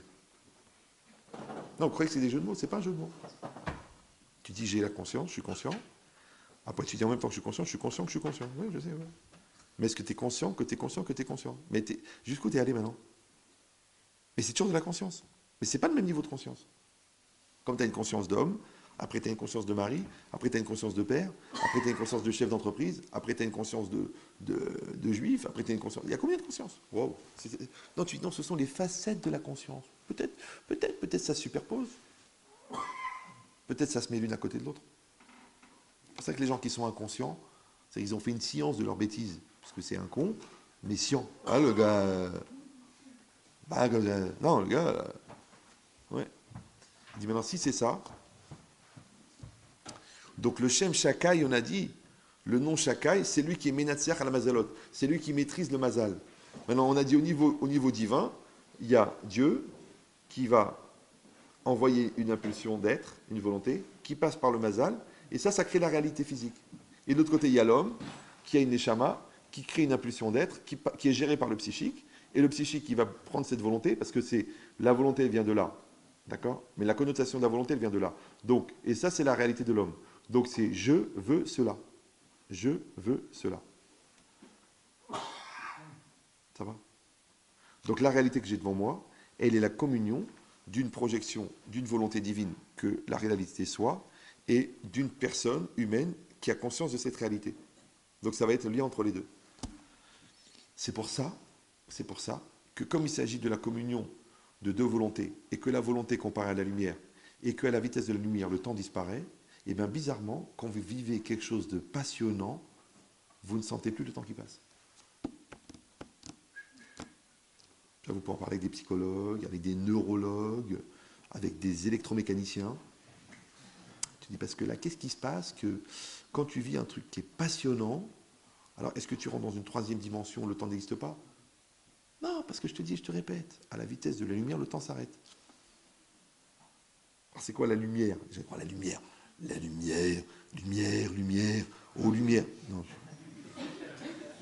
Si j'avais voulu devenir milliardaire, je créerais une secte. Je n'aurais pas fait un cours le mardi soir. Qui c'est qui a dit ça? Mais sortez un petit peu, toujours la yeshiva. C'est le fondateur de la scientologie. Il a dit, si vous voulez devenir milliardaire, créez une religion. Bah oui, parce que la religion, c'est ce qui revient le moins cher et ce qui se vend le mieux. C'est ce que les gens ils sont prêts à payer. Après, maintenant, tu peux avoir de la pédagogie, et ça s'appelle la crainte de Dieu, ou tu peux avoir de la démagogie, et ça s'appelle la scientologie. C'est comme tu veux. Parce que les gens ont besoin de croire, les gens ont besoin d'espérer. Alors quand tu leur vends le droit de croire, ils vont payer le prix que tu veux, parce que ce qu'ils veulent, c'est croire.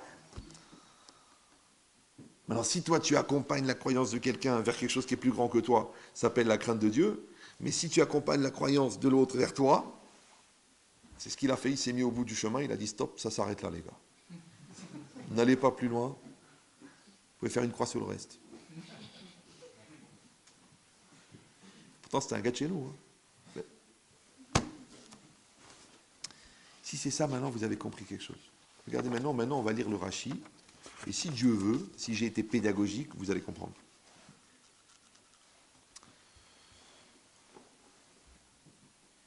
Ah non, il manque un élément.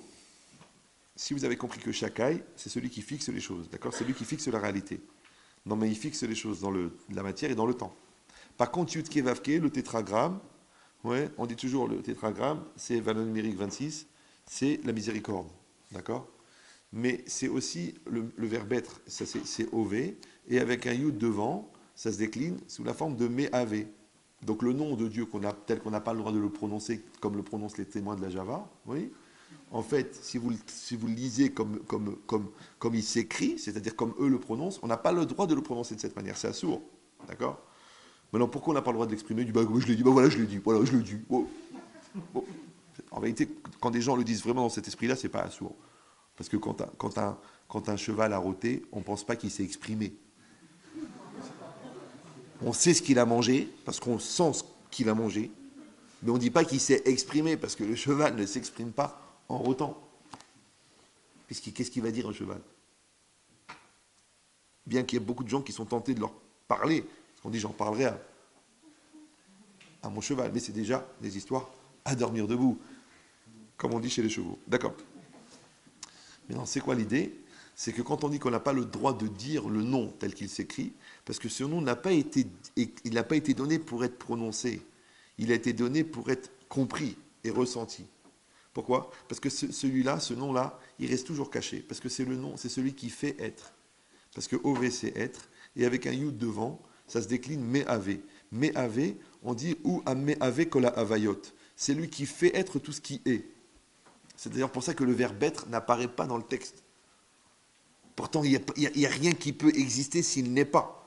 Donc comment ça se fait que le principal générateur de l'existence n'apparaît pas? Pourquoi? Parce que être, c'est une projection. C'est-à-dire qu'on fait être quelque chose, ouais, mais on n'est pas. On fait être. Par exemple, toi, tu penses quelque chose, tu le dis. Donc tu fais être ta pensée. D'accord? Tu l'as fait être dans ta tête et tu l'as fait être dans la vie. Après, tu fais être l'enfant. Si tu mets un peu de semence, c'est pas, ça te donne un bébé. Après, tu fais être son intelligence et tu fais être sa maturité. Mais tu ne peux pas faire de la maturité, tu ne peux pas fabriquer un enfant. Tu mets les conditions qui font a priori apparaître un enfant. Maintenant, Dieu, il fait être le monde. Ou me'ave et olam. Maintenant, puisque faire, c'est participer activement et physiquement à la fabrication de quelque chose, alors que faire être, c'est à une certaine distance créer l'ensemble des éléments conditionnants qui vont faire apparaître la chose. D'accord? Donc Dieu, il fait être le monde, mais il ne fait pas le monde. Ah, tu dis alors qui c'est qui fait le monde si c'est pas lui? Parce que Hachem, Yudke Vavke, on a dit qu'il est habillé de Elohim. Et Elohim, c'est la nature. D'accord? Donc en fait, Hachem, il exprime une volonté qui est gérée par Shakai, sous la forme de la gestion de cette volonté, qui s'appelle le Mazal, qui fabrique Elohim et qui fabrique Makom. Et Amakom, c'est un des noms de Dieu. C'est juste une déclinaison de Yudke Vavke. Qu'est-ce que ça veut dire Makom? L'endroit, le lieu. En français, on dit l'espace. Et Yudke Vavke, c'est quoi? Yudke Vavke, c'est la racine, c'est Ov. Et Ov, c'est le présent. Donc on dit que Dieu est omniprésent. Donc Yudke Vavke, c'est le temps. Et Makom, c'est l'espace. Donc c'est l'espace et le temps. Maintenant, si vous prenez le nom Yudke Vavke, le Yud, le He, le Vav et le He, le Yud, valeur numérique, 10. Multiplié par lui-même, ça fait 100. Le He, valeur numérique 5, multiplié par lui-même, ça fait 25. Il y en a 2, ça fait 50, donc ça fait 150. Et le Vav, c'est 6. Multiplié par lui-même, ça fait 36. 150 plus 36, ça fait 186. Donc le Yud Kevavke multiplié par lui-même, ça donne 186. Et 186, c'est Makom.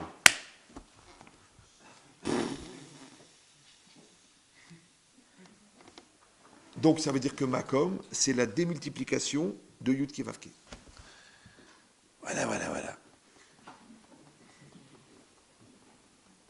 C'est comme quand tu vois une graine de chêne, un gland et un chêne. Un gland et un chêne. Tu dis, écoute, ça n'a aucune commune mesure. Je veux dire, l'autre, il pèse 16 tonnes et l'autre, il pèse 10 grammes. Oui, et ben, le chêne, c'est la démultiplication du gland. On a juste développé le gland. C'est comme une petite goutte de semence qui est en train de partir dans le lavabo. C'est dommage parce que c'était la population américaine. Ben oui, puisque dans chaque goutte de semence, il y a 250 millions de spermatozoïdes. Quand tu t'imagines qu'il en faut un seul pour féconder, imagine le rapport entre la bêcheuse de l'ovule et tous les petits spermatozoïdes. Pas toi, toi.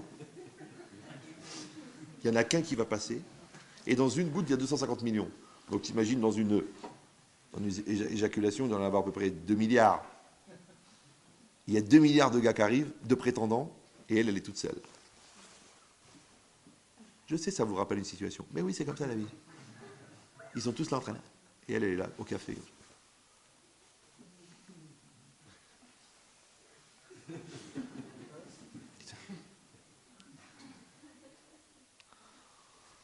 C'est comme ça la vie. D'accord? Donc c'est pareil maintenant.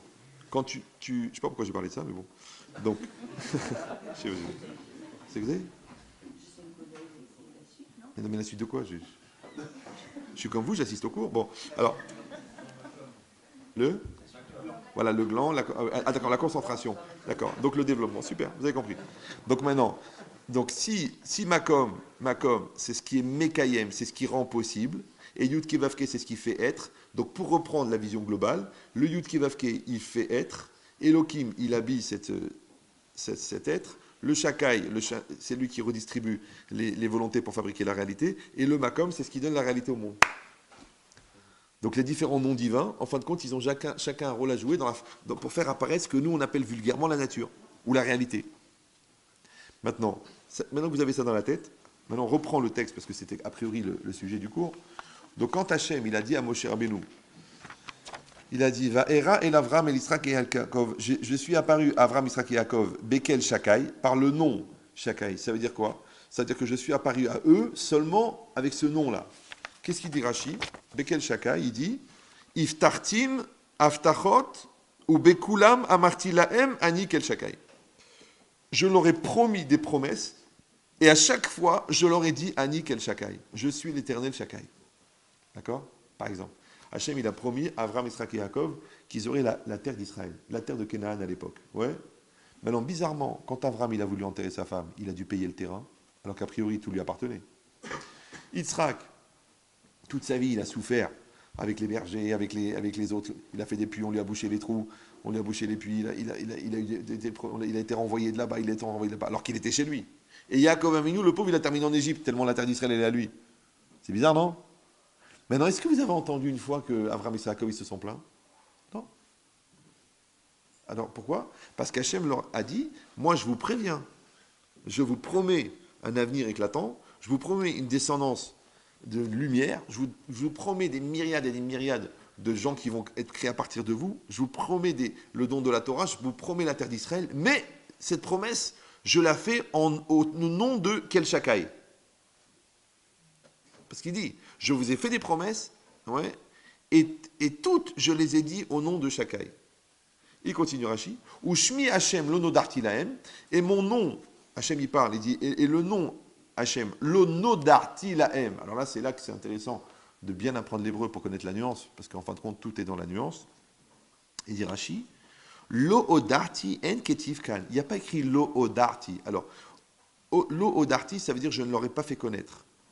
Par contre, lo nodarti, ça veut dire je ne me suis pas fait connaître à eux ainsi. Vous voyez la différence ou non? Là, je te transmets une information. Ani, modi alecha, je te fais savoir. Par contre, Ani, nodarti lecha, ça veut dire je me fais connaître à toi sous cette facette. Vous sentez la différence ou non?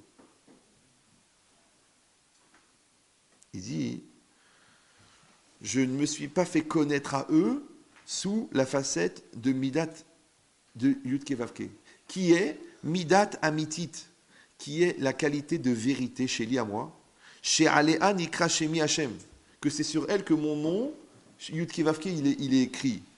Ne'eman le Hamed Devarai, qui est fidèle.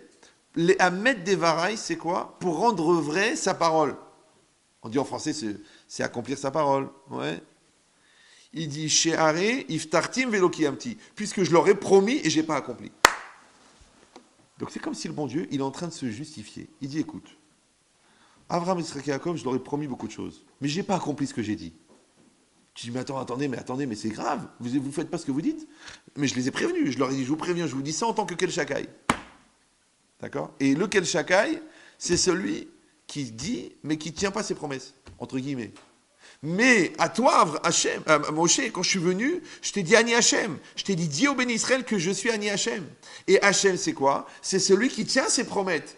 Ce qui promesse. Parce que né éman les Hamet Devarai. C'est quoi les Hamet Devarai? Les Hamet, c'est quoi Emet? C'est quoi Emet? La vérité. Mais c'est quoi la vérité? La vérité, je vous ai dit déjà 1 million de fois, que Emet et Matim, c'est les mêmes lettres. Matim, c'est quoi Matim? C'est ce qui est adapté. Ouais. Par exemple, si vous êtes je sais pas moi, à 2 minutes de l'entrée de Shabbat, et que tous les plombs ils sautent, et que la daphné elle tombe par terre, et que le gosse il s'ouvre la tête. Qu'est-ce que vous dites? Vous dites pas c'est horrible, vous dites pas c'est pas, vous dites c'est pas vrai, mais c'est pas vrai. D'accord? Si Chas Veshalom tu découvres une relation bizarre entre ton mari et sa secrétaire, tu dis pas c'est dégueulasse, tu dis pas c'est sale, tu dis pas c'est pourri, tu dis mais c'est pas vrai, non mais c'est pas lui, non mais c'est pas lui, non mais c'est pas possible. Mais qui dit mais écoutez, vous m'avez pris comme détective, voilà les photos, là voilà les vidéos, là il semble bien qu'il s'agit d'une séance de secourisme. Ce qu'on appelle du bouche à bouche. Mais elle n'a pas l'air de se sentir mal, la fille. Hein. Puis ils font ça dans une voiture. Bon, a priori, je pense qu'il l'embrasse. Oh, vous avez de ces mots? L'autre a dit, attends, mais le monde s'écroule.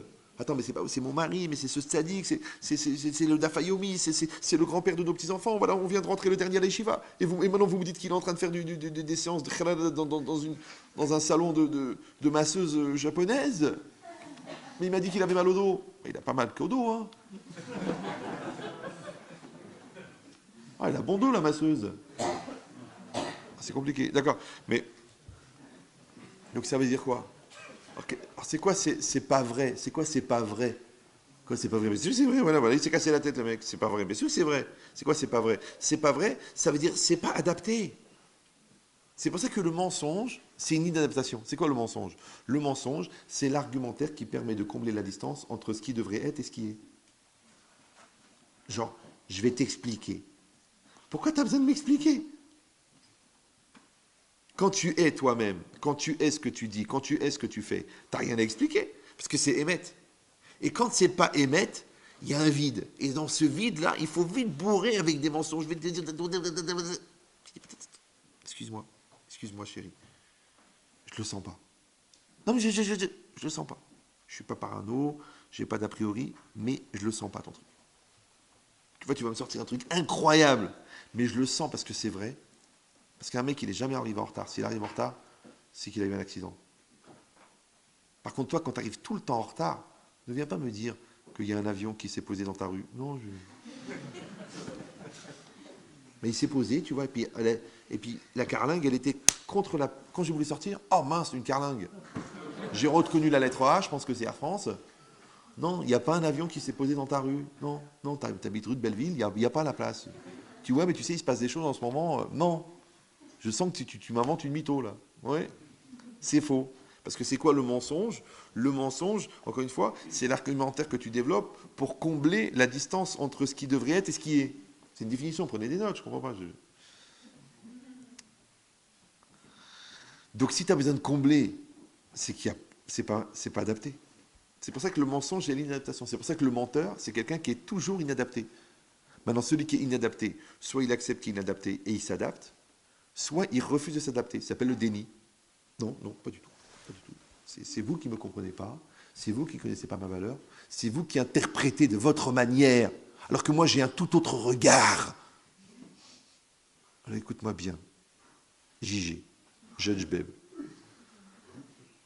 C'est pas à moi de fabriquer la légitimité de ton comportement. Donc si je suis obligé de le faire, c'est que ton comportement n'est pas légitime. Vous me suivez ou non? C'est-à-dire, si moi je suis obligé de combler les vides pour faire de cette poubelle une œuvre d'art, c'est que c'est une poubelle. Donc ne viens pas chez moi me dire je te comprends pas, ou je t'ai pas donné ta chance, ou je t'ai pas aidé, ou je t'ai pas truqué. Je t'ai rien demandé, moi. Je t'ai rien demandé. Moi j'ai ma vie. Moi j'essaye d'être en accord avec ma vie. Toi, tu dois être en accord avec ta vie. Maintenant, comme tu n'es pas en accord avec ta vie et que ça a des dégâts collatéraux sur une personne qui a priori est proche de toi, donc toi tu voudrais que je comble les manques pour qu'elle accepte tes incohérences. Mais je ne peux pas. Ou que lui, il accepte tes incohérences à toi, mais ce n'est pas possible. C'est à toi de devenir émette. Si tu es émette, même si c'est dur à avaler, ça va passer. Mais si tu es shaker, même si c'est bien expliqué, ça ne va pas passer. Pourquoi? Parce que c'est comme si toi, tu as une Porsche, d'accord? Et puis il y a très longtemps, quelqu'un t'a donné, un copain qui travaille dans les pièces détachées, il avait une portière de Mercedes, une portière gauche. Et toi, tu t'es fait enfoncer la porte de la Porsche. Tu vas chez ton copain garagiste, tu dis, écoute Mouloud, je te donne 500 €, tu me prends la portière, tu me la mets sur la Porsche. Le gars, il dit, Sahbé, je peux tout faire, moi je suis un magicien. Mais wallah, ça c'est une portière de Mercedes. Ta voiture c'est une Porsche. Mais t'es un génie, t'es un truc, tu m'amènes un peu de colle, tu mets des vis, ça va tenir. Tu m'amènes la bonne portière, je fais clac, clac, 2 minutes, 2 vis, tac, tac, tac, tu peux partir. Tu sais quoi, je te prends même pas la main d'œuvre. Mais tu m'amènes une portière de Mercedes, tu veux que je la mette sur une Porsche? Zélomatine. C'est pas adapté. Maintenant, on va bricoler, on va forcer, on va mentir, on va la regarder différemment. Genre, c'est New Age maintenant, on a une nouvelle approche de la voiture. Pourquoi rester dans ce pragmatisme limitatif de penser qu'il faut mettre des portières de la même marque et du même modèle? Viens, on ouvre l'esprit. Viens, on voit les choses différemment. Sois un peu, sors de ta beaufrie là. Vas-y, mets une portière de Mercedes. Non mais, je veux bien moi, faire avec toi une nouvelle aventure intellectuelle. Vas-y, réveiller mes 68 et faire chanter Maxime, mais le forestier, d'accord, mais... Ah, vous avez réussi quand même. Hein. Ouh, Blainara, c'est beau. C'est beau. Non, je vous explique. Quand on est en connexion, si je pense à un truc, vous y pensez. Maintenant, levez la main ceux qui ont pensé. Bon, j'ai encore un peu de travail à faire. Bon, peut-être que les autres n'ont pas la même culture. Hein. Je peux imaginer que vous n'étiez pas nés. Bon. Non, mais moi j'ai eu des frères, hein, donc je ne suis pas en train de chanter avec toi, les frères. Bon, alors, donc c'est quoi l'idée? L'idée c'est ça. C'est que maintenant, quand il est venu Hachem, il a dit au béné Israël, je vais vous sortir d'Égypte. D'accord? Il a envoyé Moshe. Mais il l'a dit en tant que le nom Yudke Vavke. Et le nom Yudke Vavke, c'est justement le nom qui accomplit ses promesses. Maintenant, pourquoi il s'est fait connaître Hachem de cette manière-là, de ce nom de Dieu qui accomplit ses promesses, alors que pour les Havot, il n'est pas apparu ce nom-là. Maintenant, encore une fois, c'est sûr qu'Abraham, Israël et Jacob, ils connaissaient le nom Yudke Vavke. D'accord? Mais Hachem n'est pas apparu. C'est quoi l'idée? C'est très simple. Alors, je vous donne un exemple facile à comprendre. Si un enfant, vous lui dites, écoute mon fils, à 35 ans, si Dieu veut, tu auras fait ton diplôme d'ingénieur, tu auras fait tes 5 ans d'Yeshiva, tu seras un mitracham, tu seras un père de famille, tu seras à la Brit Mila de ton 4e enfant, et tu auras un couple équilibré, et tu seras quelqu'un de bien. Le gosse, il dit, papa, c'est pas pour ça que je vais apprendre à lire. C'est normal, il est au CP. Mais si tu lui dis, écoute mon fils, si tu finis la page de Massorette, je te donne 1 €. Si tu apprends la Mishnah complète, je te donne 2 €. Si tu te tiens bien pendant tout le semestre, je te donne un VTT. Le gosse, il dit OK. OK, un VTT sur 6 mois, crache là, je crache. Il y va. Pourquoi? Parce que l'enfant, il voit à court terme. Donc il a besoin d'avoir des résultats concrets bientôt. Alors qu'un adulte, si tu lui dis, vous savez, monsieur, donc vous êtes directeur des ventes dans notre société, nous dégageons un bénéfice de 117 milliards par semaine. Si vous terminez cette année avec 41% de bénéfices par rapport à l'année dernière, je vous donne un VTT.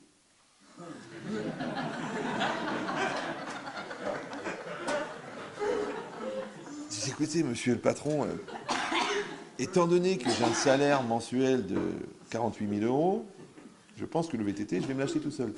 Par contre, si on parlait de stock option, là, je serais plus à l'écoute. C'est normal. Donc, ça veut dire quoi? Ça veut dire que tu ne peux pas intéresser de la même manière un enfant et un adulte. Et dans le mot intéresser, il y a intérêt. Et celui qui a intérêt à être intéressé, c'est justement celui qui ne voit pas l'intérêt des choses. Ça va? Donc les enfants qui voient à court terme, il leur faut un intérêt à court terme, mais les gens qui voient à long terme, ils n'ont pas besoin d'avoir un intérêt à court terme, parce qu'eux, ils voient les choses à long terme. Donc en résumé, Abraham, Israël et Jacob étaient des adultes, mais les Bnei Israël en Égypte étaient des enfants. Pourquoi c'était des enfants? Parce qu'ils étaient Bemitzraïm. Et Mitzraïm en hébreu, c'est l'Égypte. Mais Metzarim en hébreu, c'est les limites.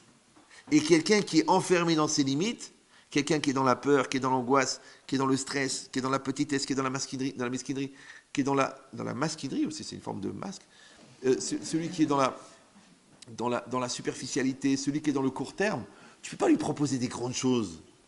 Tu ne peux pas lui proposer un idéal. Parce que le mec, il veut du cash.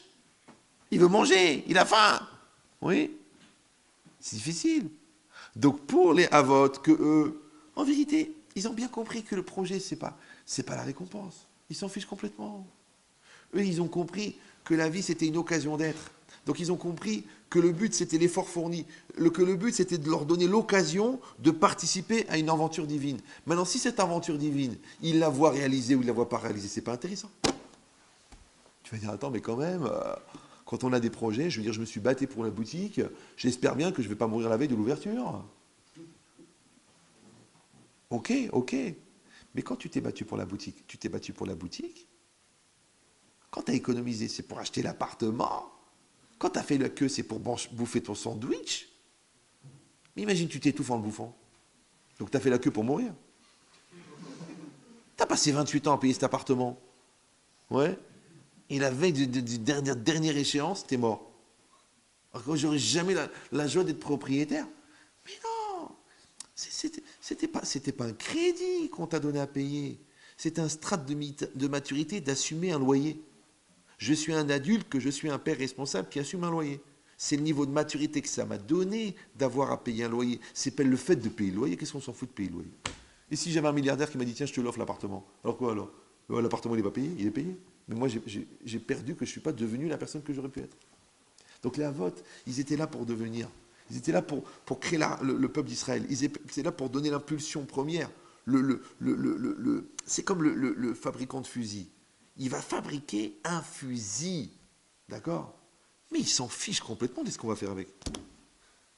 Tu vas tuer ta voisine ou tu vas tuer une antilope. Lui, il t'a fabriqué the fusil. Le mec, il est Monsieur Winchester.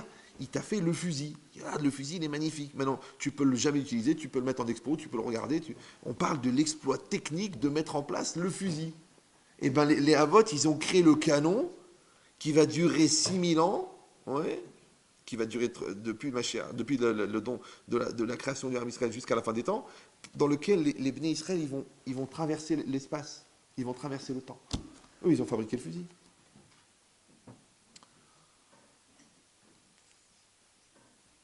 Donc, ils n'avaient pas besoin du Shem Yud Kei Vav Kei. Pourquoi? Parce qu'eux, ils n'avaient pas besoin de preuves pour croire en Dieu. Ils n'étaient pas dans la mesquinerie, ils n'étaient pas dans l'esclavage, ils n'étaient pas dans la boue, ils n'étaient pas dans les nerfs, ils n'étaient pas dans la corruption, ils étaient dans la pureté, ils étaient dans la lumière, ils étaient dans la volonté pure. Donc quand Hachem il leur a dit c'est comme ça, ils ont dit ok. Maintenant après on leur demande d'acheter la terre, ils achètent la terre. On leur dit mais j'ai plein de problèmes avec les voisins. Et alors, ben c'est la vie, qu'est-ce que c'est? Comme les gens qui s'énervent, ouais, c'est pas normal, ouais, elle est comme ça, elle est grosse, le truc il pleut, il fait pas beau, le magasin il se vend pas, la grossesse elle dure trop longtemps, on t'a dit que c'est 9 mois. Ouais, on n'est pas d'accord sur les calculs. Mais arrête de t'énerver, ça dure 9 mois. Et je vais te dire mieux encore. Et si ça durait 38 ans? Tu te serais énervé tous les 3 ans? Ça dure ce que ça dure. Ce qui compte, c'est pas le temps de la grossesse. C'est est-ce qu'elle va avoir un brel ou un père à la naissance. Donc tu as 9 mois pour corriger tes erreurs. C'est ça qui est important. Donc le temps de la grossesse pour l'enfant, c'est un temps de maturation pour devenir un bébé en bonne santé. Mais pour toi, c'est le temps de te préparer pour que quand elle va sortir, elle va assister au spectacle. Toi, tu seras là pour faire un spectacle de héros. Mais si tu es pour faire là le zéro, parce que tu t'énerves, mais pourquoi c'est long, le médecin il a dit, il paraît 32e semestre, en 4e semestre, en 3e semestre, mais on s'en fout, 32e, on s'en fout, 34, on s'en fout. C'est comme les gens qui partent en vacances et qui font la gueule toute la route. Toute la route. Ouais, il y a du bon, là, je t'avais dit de partir trop tard, tu n'as pas le verre, là, les enfants, c'est à cause de 3 heures pour faire les valises, est-ce qu'on a besoin de toutes ces valises? Tu sais quoi, chérie, viens, on part pas en vacances. Viens, on part pas. C'est pas une tête de mort, une tête de mort. Moi, je comprends qu'il y a des morts sur les routes. À la limite, c'est presque cohérent. Le mec, il a fait une tête de mort, il est mort. On le voit d'ailleurs. Arrête de nous saouler avec tes horreurs. Arrête. Moi aussi, on a des problèmes, nous aussi, on a des souffrances. Alors, on pollue le monde entier. On va vomir sur tous les plats de monde. Non, on assume, on gère. Pourquoi? Parce qu'on sait que tout ça, c'est pour le bien. Alors que les gens, ils font leur marché. Ils disent non, ça c'est bien, ça c'est pas bien. Ça c'est bien, ça c'est pas bien. Si on est sauvé de 364 jours sans attentat, il dit c'est bien, mais s'il y a un attentat, il dit non, c'est pas bien. Non, mon Dieu, il s'est trompé là. Il ne s'est pas trompé, c'est le même Dieu. C'est le même Dieu. Le Dieu des hypercachères et le Dieu des autres jours où il n'y a pas hypercachère, c'est le même. Alors ne dis pas Baruch Hashem quand il ne se passe rien, et tu dis Chas Shalom quand il se passe quelque chose. Mais c'est le même Dieu. T'as pas compris pourquoi? Casse-toi la tête. Mais c'est le même. C'est pareil. C'est ton mari pour les bons côtés et pour les mauvais côtés. Donc tu dois l'aimer sans condition. C'est ton fils, c'est ton fils. Tu dis oui, mais je suis très déçu. Pourquoi? C'est un produit sans ton fils? C'est une machine? C'est quoi? Je comprends pas. Une chénifie à ce prix-là, il fait pas de musique. Je comprends. Mais un enfant, c'est pas. Il est comme il est, tu dois l'aimer. Et si tu vas dire, j'ai du mal.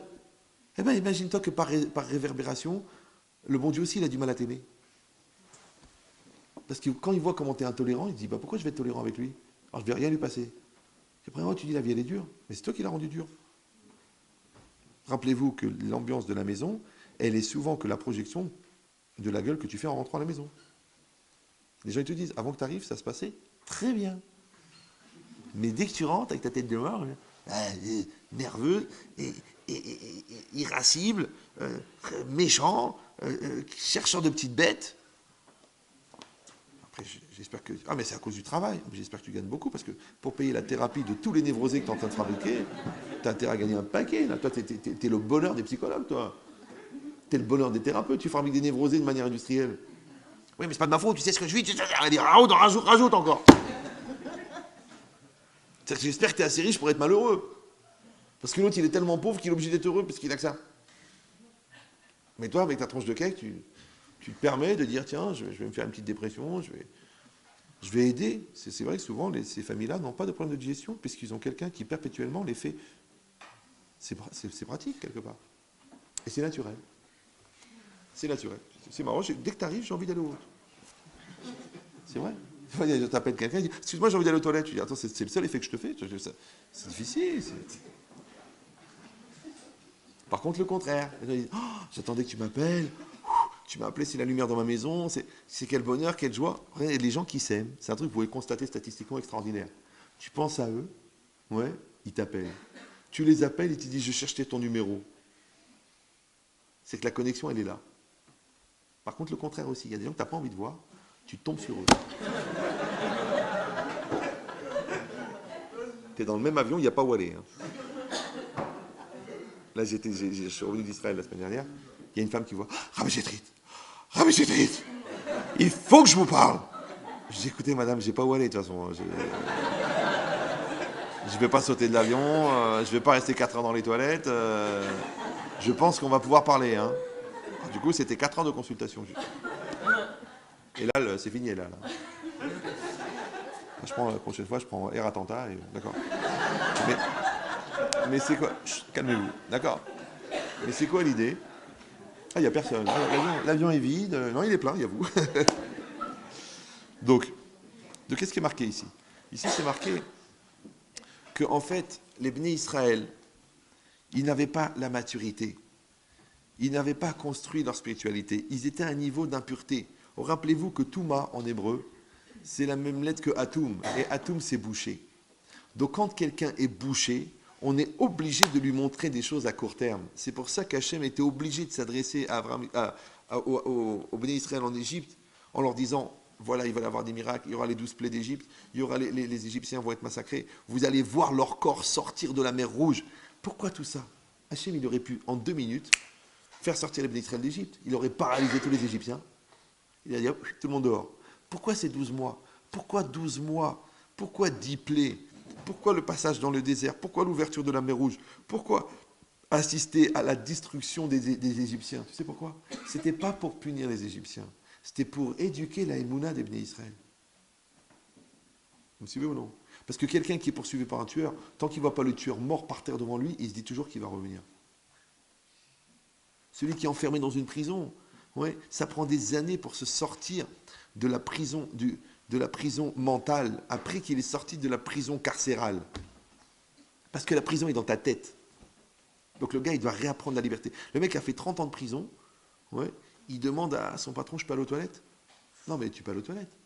Ah, excusez-moi, parce qu'en prison, on devait demander la permission. Le mec, il est dans sa prison. Maintenant, l'autre, tu comprends. Il est fragile, il veut se refaire une santé. Bon, il va à un endroit spécifique pour cela. D'accord? Il manque de fleurs, il va à Fleury, c'est facile, c'est fleuri de partout. Il va prendre les langues du Maghreb, il est servi. Ouais. Mais un gars qui n'a pas de prison, il est bien, il est en bonne santé, il a des parents qu'il aime, il a une parnasse, il a de l'argent. Pourquoi il ne veut pas sortir de la prison? Parce qu'il a la prison dans la tête. Ouais. Et lui, qu'est-ce qu'il voit, lui? Il voit le contraire, c'est-à-dire il voit le mal de Shakai, il voit le mal de Yudke Vavke. Parce que Yudke Vavke, c'est quoi? En fin de compte, c'est une invitation à être. Mais les gens qui ne veulent pas exister ou qui pensent qu'ils ne peuvent pas exister, pour eux, l'invitation à être, c'est une agression. Et eux, qu'est-ce qu'ils voient? Ils voient le Shakai négatif. Shamar le Olamo Dai. Donc eux, ils disent, c'est pas possible, on sortira pas, c'est trop difficile, tu te rends pas compte, je suis trop âgé, je suis trop truc, je suis trop grosse, je suis pas bien, je suis pas intelligent, je suis bête, je rate les examens, je réussis pas, j'arriverai jamais. Tu sais ce que tu dis, toi? Toi, tu dis Shakai. Toi, tu dis, je suis écrasé par le mazal. Toi, tu dis, j'ai pas de chance. Toi, tu dis, j'ai une mauvaise destinée. Toi, je suis pas né sous la bonne étoile. Donc, tu prends le Shakai à l'envers. Le Shakai, il donne les limites pour que toi, tu les dépasses. Ça va? Et le Yudke Vavke, il t'invite à être. Maintenant, encore une fois, les gens qui ne veulent pas être, le Yudke Vavke devient une agression.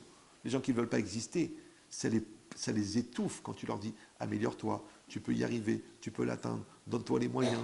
Essaie de créer les circonstances, fais les bonnes rencontres. Tu dis, ça me saoule, tu me saoules. J'ai mon téléviseur, j'ai mon télérama. Voilà le bonheur. J'ai mes cornflakes, j'ai mes croissants et j'ai mes Red Bull. Voilà le bonheur. J'ai acheté tous les feuilletons qui existent et je vais passer ma vie dans la cave à les regarder. Mais quand est-ce que tu vas commencer à vivre? Quand est-ce? Donc pour qu'un homme il sorte d'Égypte, quand il a un haut niveau, il suffit qu'on lui montre un projet lointain. Tu vas être un homme tzaddik, adulte et autonome. Mais quand quelqu'un il est petit, il est dans la matérialité, dans la bouffe, il est dans le fric et dans le sexe, on ne peut pas lui dire sois grand. Je te dis, écoute, tu sais quoi la grandeur? Franchement, ça nourrit pas son homme. Donc on est obligé de lui donner des résultats à court terme. Ça va te porter bonheur, ça va te faire du bien, tu vas rencontrer des gens sympas, tu vas t'épanouir intellectuellement, parce qu'il est petit. Donc lui, il a besoin de Yudke Vavke, parce qu'il voit à court terme. Mais ce Yudke Vavke, il est là pour te montrer que derrière, il y a Shakai. Donc toi, tu fais, ça s'appelle Lolishma, Balishma. En fin de compte, le Lolishma, c'était Yudke Vavke. Ouais, c'est intéressé. Et l'Ishma, c'est Shakai. Maintenant, les Avot, ils étaient déjà au Lishma. Donc, ils n'avaient pas besoin de Yudke Vavke. Ça va? Ils n'avaient pas besoin de voir les résultats. Parce qu'ils ont compris que ce qui compte, c'est ce que tu produis, c'est pas ce que tu reçois. Mais quand les gens sont petits, ils ont besoin de recevoir pour avoir l'impression qu'ils sont obligés de produire. Donc, l'Ebné Israël qui est en Égypte, c'est ce qu'il a dit à Hachem à Moshe. Il a dit, mais Moshe, je ne comprends pas. Je t'ai dit que si tu vas aller voir Pharaon. Ouais. Et en plus, c'est très bizarre parce qu'il avait dit qu'il allait refuser. Et c'est sûr que ça allait être difficile. D'accord? Mais pourquoi c'est difficile? Parce que c'est vrai l'histoire. Tu vas, tu leur dis, tiens, va lui dire de les libérer. Et non seulement il ne les libère pas, mais il leur casse la tête encore plus. Mais quand tu dis à quelqu'un, fais tes chouvas, quand tu dis à quelqu'un, vas-y, essaye à nouveau de passer ton bac, mais ça va être dur. Parce que ça fait 6 mois qu'il glande. Donc maintenant, il faut reprendre des maths. Ça fait 3 ans qu'il n'a pas ouvert un livre. Donc il faut reprendre. Alors tu dis quoi? Alors moi, j'étais libre. Tu m'as proposé les libertés. Et pour ça, tu m'augmentes encore l'esclavage. Quand tu dis à quelqu'un rembourse l'argent, mais tu le tues, parce que le gars il s'est habitué à l'idée qu'il n'aura pas besoin de le rembourser. Quand tu dis à quelqu'un va t'excuser auprès de ta femme, tu le tues, parce que tu dis mais elle n'a rien dit, elle n'a rien demandé. Elle n'a rien demandé, elle est juste en dépression. Ah bon, c'est ça? Ah, tu crois que c'est un rapport avec moi? D'accord. Donc vas-y. Alors ça va te tuer. Donc c'est ce qu'ils ont dit les Bnei Israël. Ils ont dit quoi? Tu nous as fait du mal. Alors ce qu'il a dit Moshe, il dit Lama Reotala Amazé. Mais Hachem dit, mais eux, s'ils n'avaient pas créé la distance entre eux et moi, ils n'auraient pas la souffrance d'avoir à rattraper cette distance. Parce que je vous rappelle, je ne sais pas si dans votre vie vous avez déjà pris une voiture, mais quand on vous dit de sortir à la sortie numéro 3, et que vous avez été un peu distrait, et vous n'avez pas bien écouté, ou alors vous avez raté la sortie, et vous sortez à la sortie numéro 13, ben tu dis, il y a un 3, mais c'est pas 3, c'est 13. Ah oui, c'est 13, mais il y a un 3, il y a un 3, c'est 13, et ben tu sors. Mais t'as roulé, t'as sorti à la 13, et t'as roulé 19 km. Et tu dis, je comprends pas, je reconnais pas les noms des villages. L'Ouest nous demande de faire demi-tour, je trouve pas l'adresse, on est à Saint-Ferté de la Brulada, alors qu'on devrait être à Saint-Joseph de la Moulée, d'accord? Donc, eh ben, tu t'es rendu compte que tu as pris la mauvaise route. Au bout d'un moment, dans ton entêtement, dans ton obstination chronique, dans ta rigidité psychique, dans ta lourdeur je ne l'ai pas dit. Tu t'arrêtes, tout le monde est calme dans la voiture, personne n'ose parler, parce que là, il va se passer un miracle. Un miracle, c'est que tu vas te remettre en cause. Donc on attend la lumière. Et là, tu dis je. Tu dis pas je suis planté. Je crois qu'on s'est planté. Parce que je me suis planté, c'est difficile. Parce que les victoires, elles t'appartiennent, mais les erreurs, elles sont à partager. C'est normal. Ça s'appelle la solidarité. C'est normal. Hein. C'est pour ça que tu dis je crois qu'on s'est planté, parce que dedans, il y a qu'on s'est planté. C'est bien. Qui c'est qui s'est planté? Celui qui s'est planté. C'est pas grave.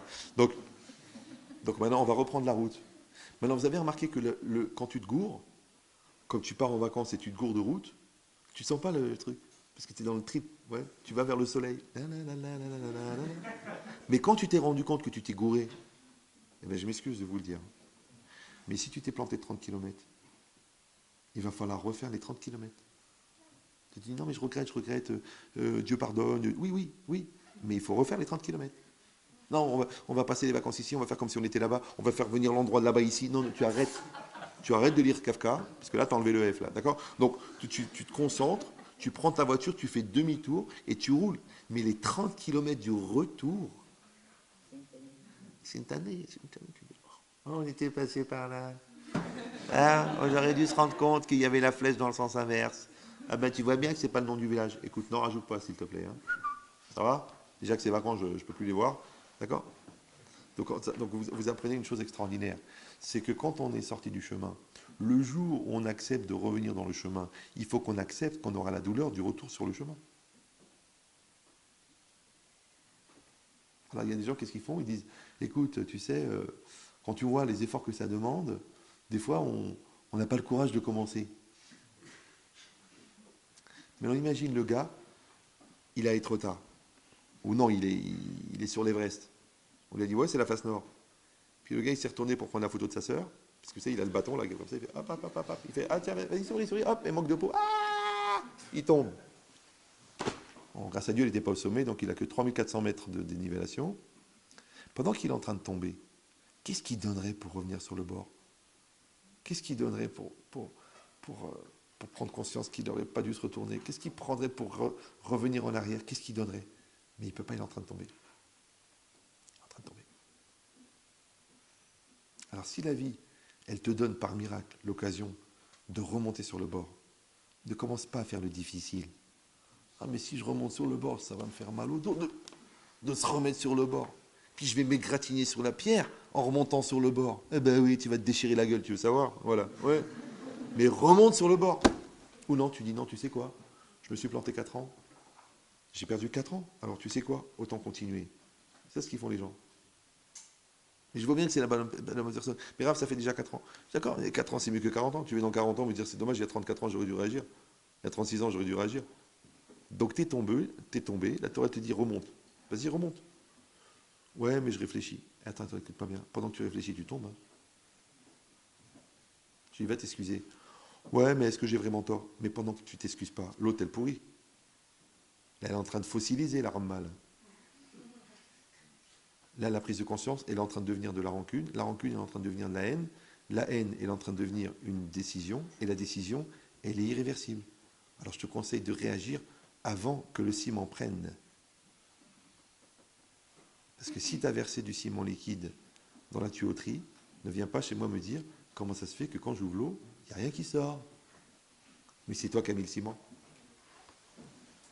Par contre, tant qu'il est encore liquide, tu sais quoi? Ouvre vite l'eau là, ouvre, fond, à fond, mets la pression, et tout le ciment il va partir.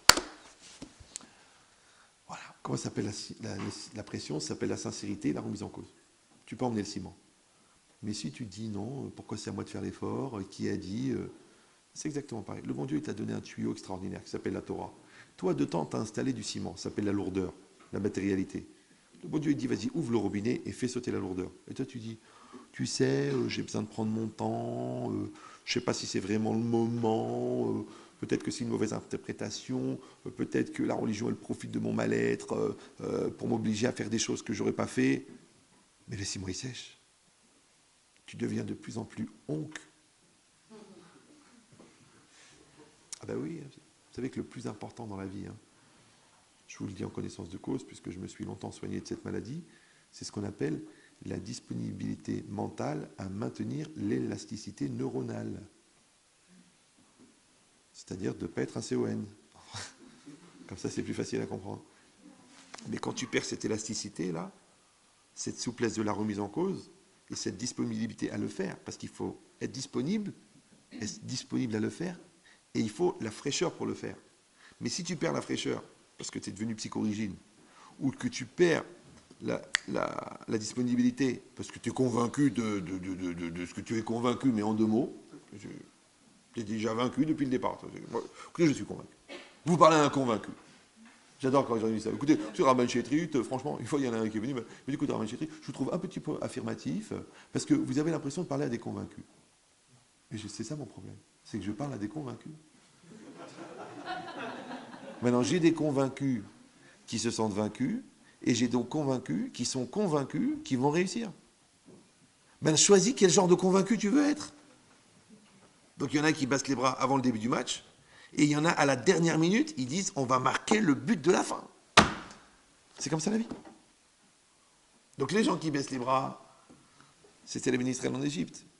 Et ceux qui disent qu'on va marquer le dernier but, c'était les Havot. Donc, Hachem n'a pas eu besoin d'accomplir les promesses, parce qu'ils s'en fichaient des promesses, ils n'avaient pas besoin de ça. Ce qui comptait pour eux, c'était cette proximité extraordinaire qu'ils avaient avec le divin, dont on profite jusqu'à aujourd'hui.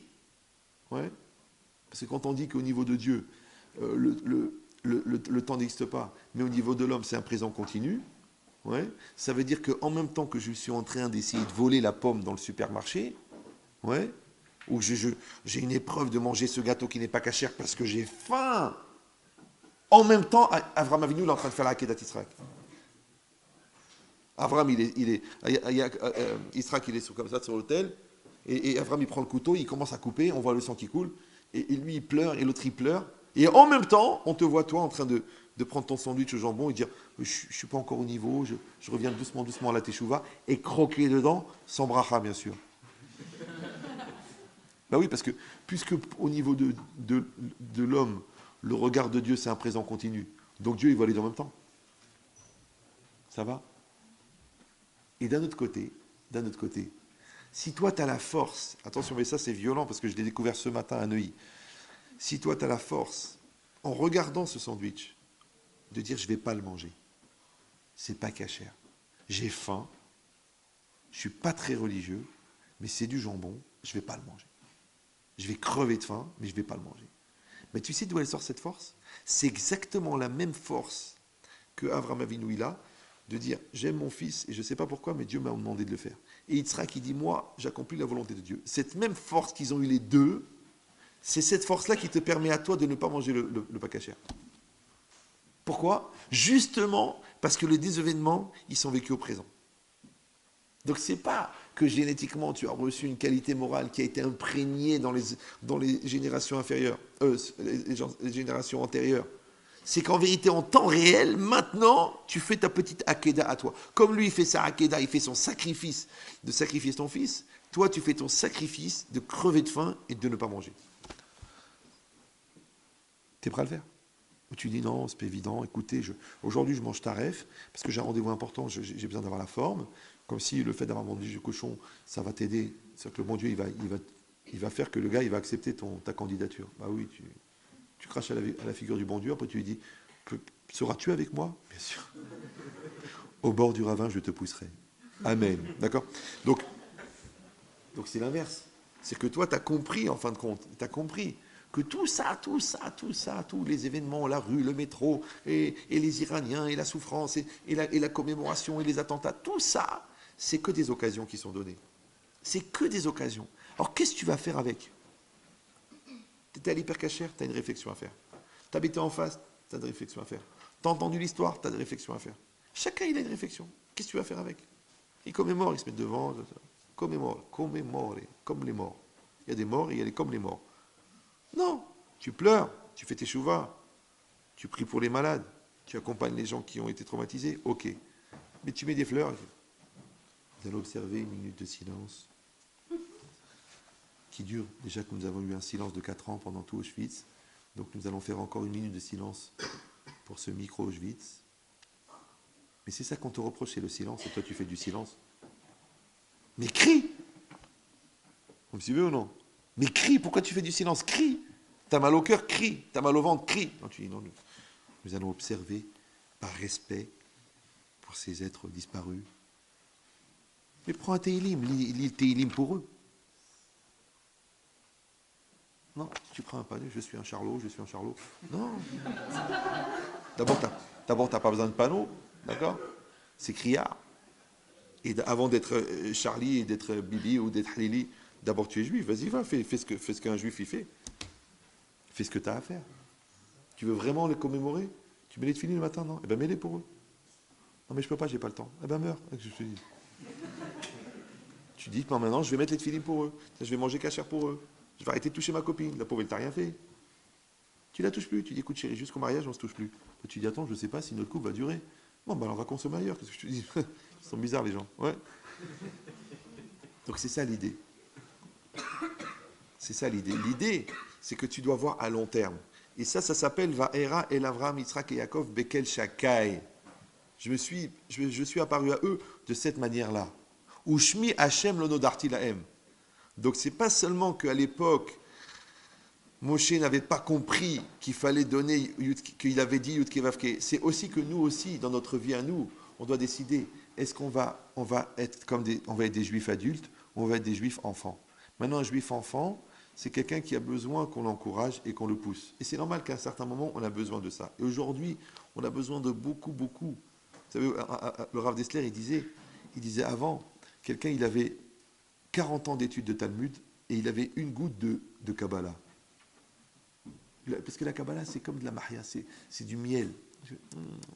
Le gars, il a étudié 40 ans le Talmud, l'Oxot, le Ran, le Abaye, la Stira du Roche, le Rajbal, que des secs. Et après, on lui donnait une petite goutte de miel. Aujourd'hui, les gens, ils n'ont pas le courage. Les gens, tu leur dis, apprends une Guémara par cœur. Ils disent, attends, je ne connais même pas le plan de Paris. Alors aujourd'hui, il faut beaucoup de miel pour que le gars, il accepte de faire d'Afayomi en vidéo sur Internet. Genre, il dort, je l'ai fait. La Texas. Alors c'est pareil. Les gens, pour qu'ils fassent un petit effort, on leur donne du miel, des tonnes de miel, pour que le gars il dise, ah, Béchétri, ça y est, je mange cachère, quand la cavote, une fois par mois. Ah, excuse-moi. C'est mieux que rien. Les gens, ils me disent ça. Il me dit, je fais Shabbat le vendredi soir, mais pas le Shabbat matin, à cause de l'école. Est-ce que j'ai le droit de monter à la Torah? Je dis, oui, mais tu fais la demi-montée.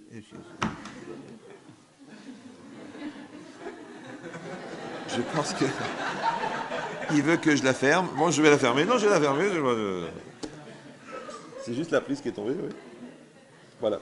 Je suis tellement bien avec vous, j'ai du mal à vous quitter.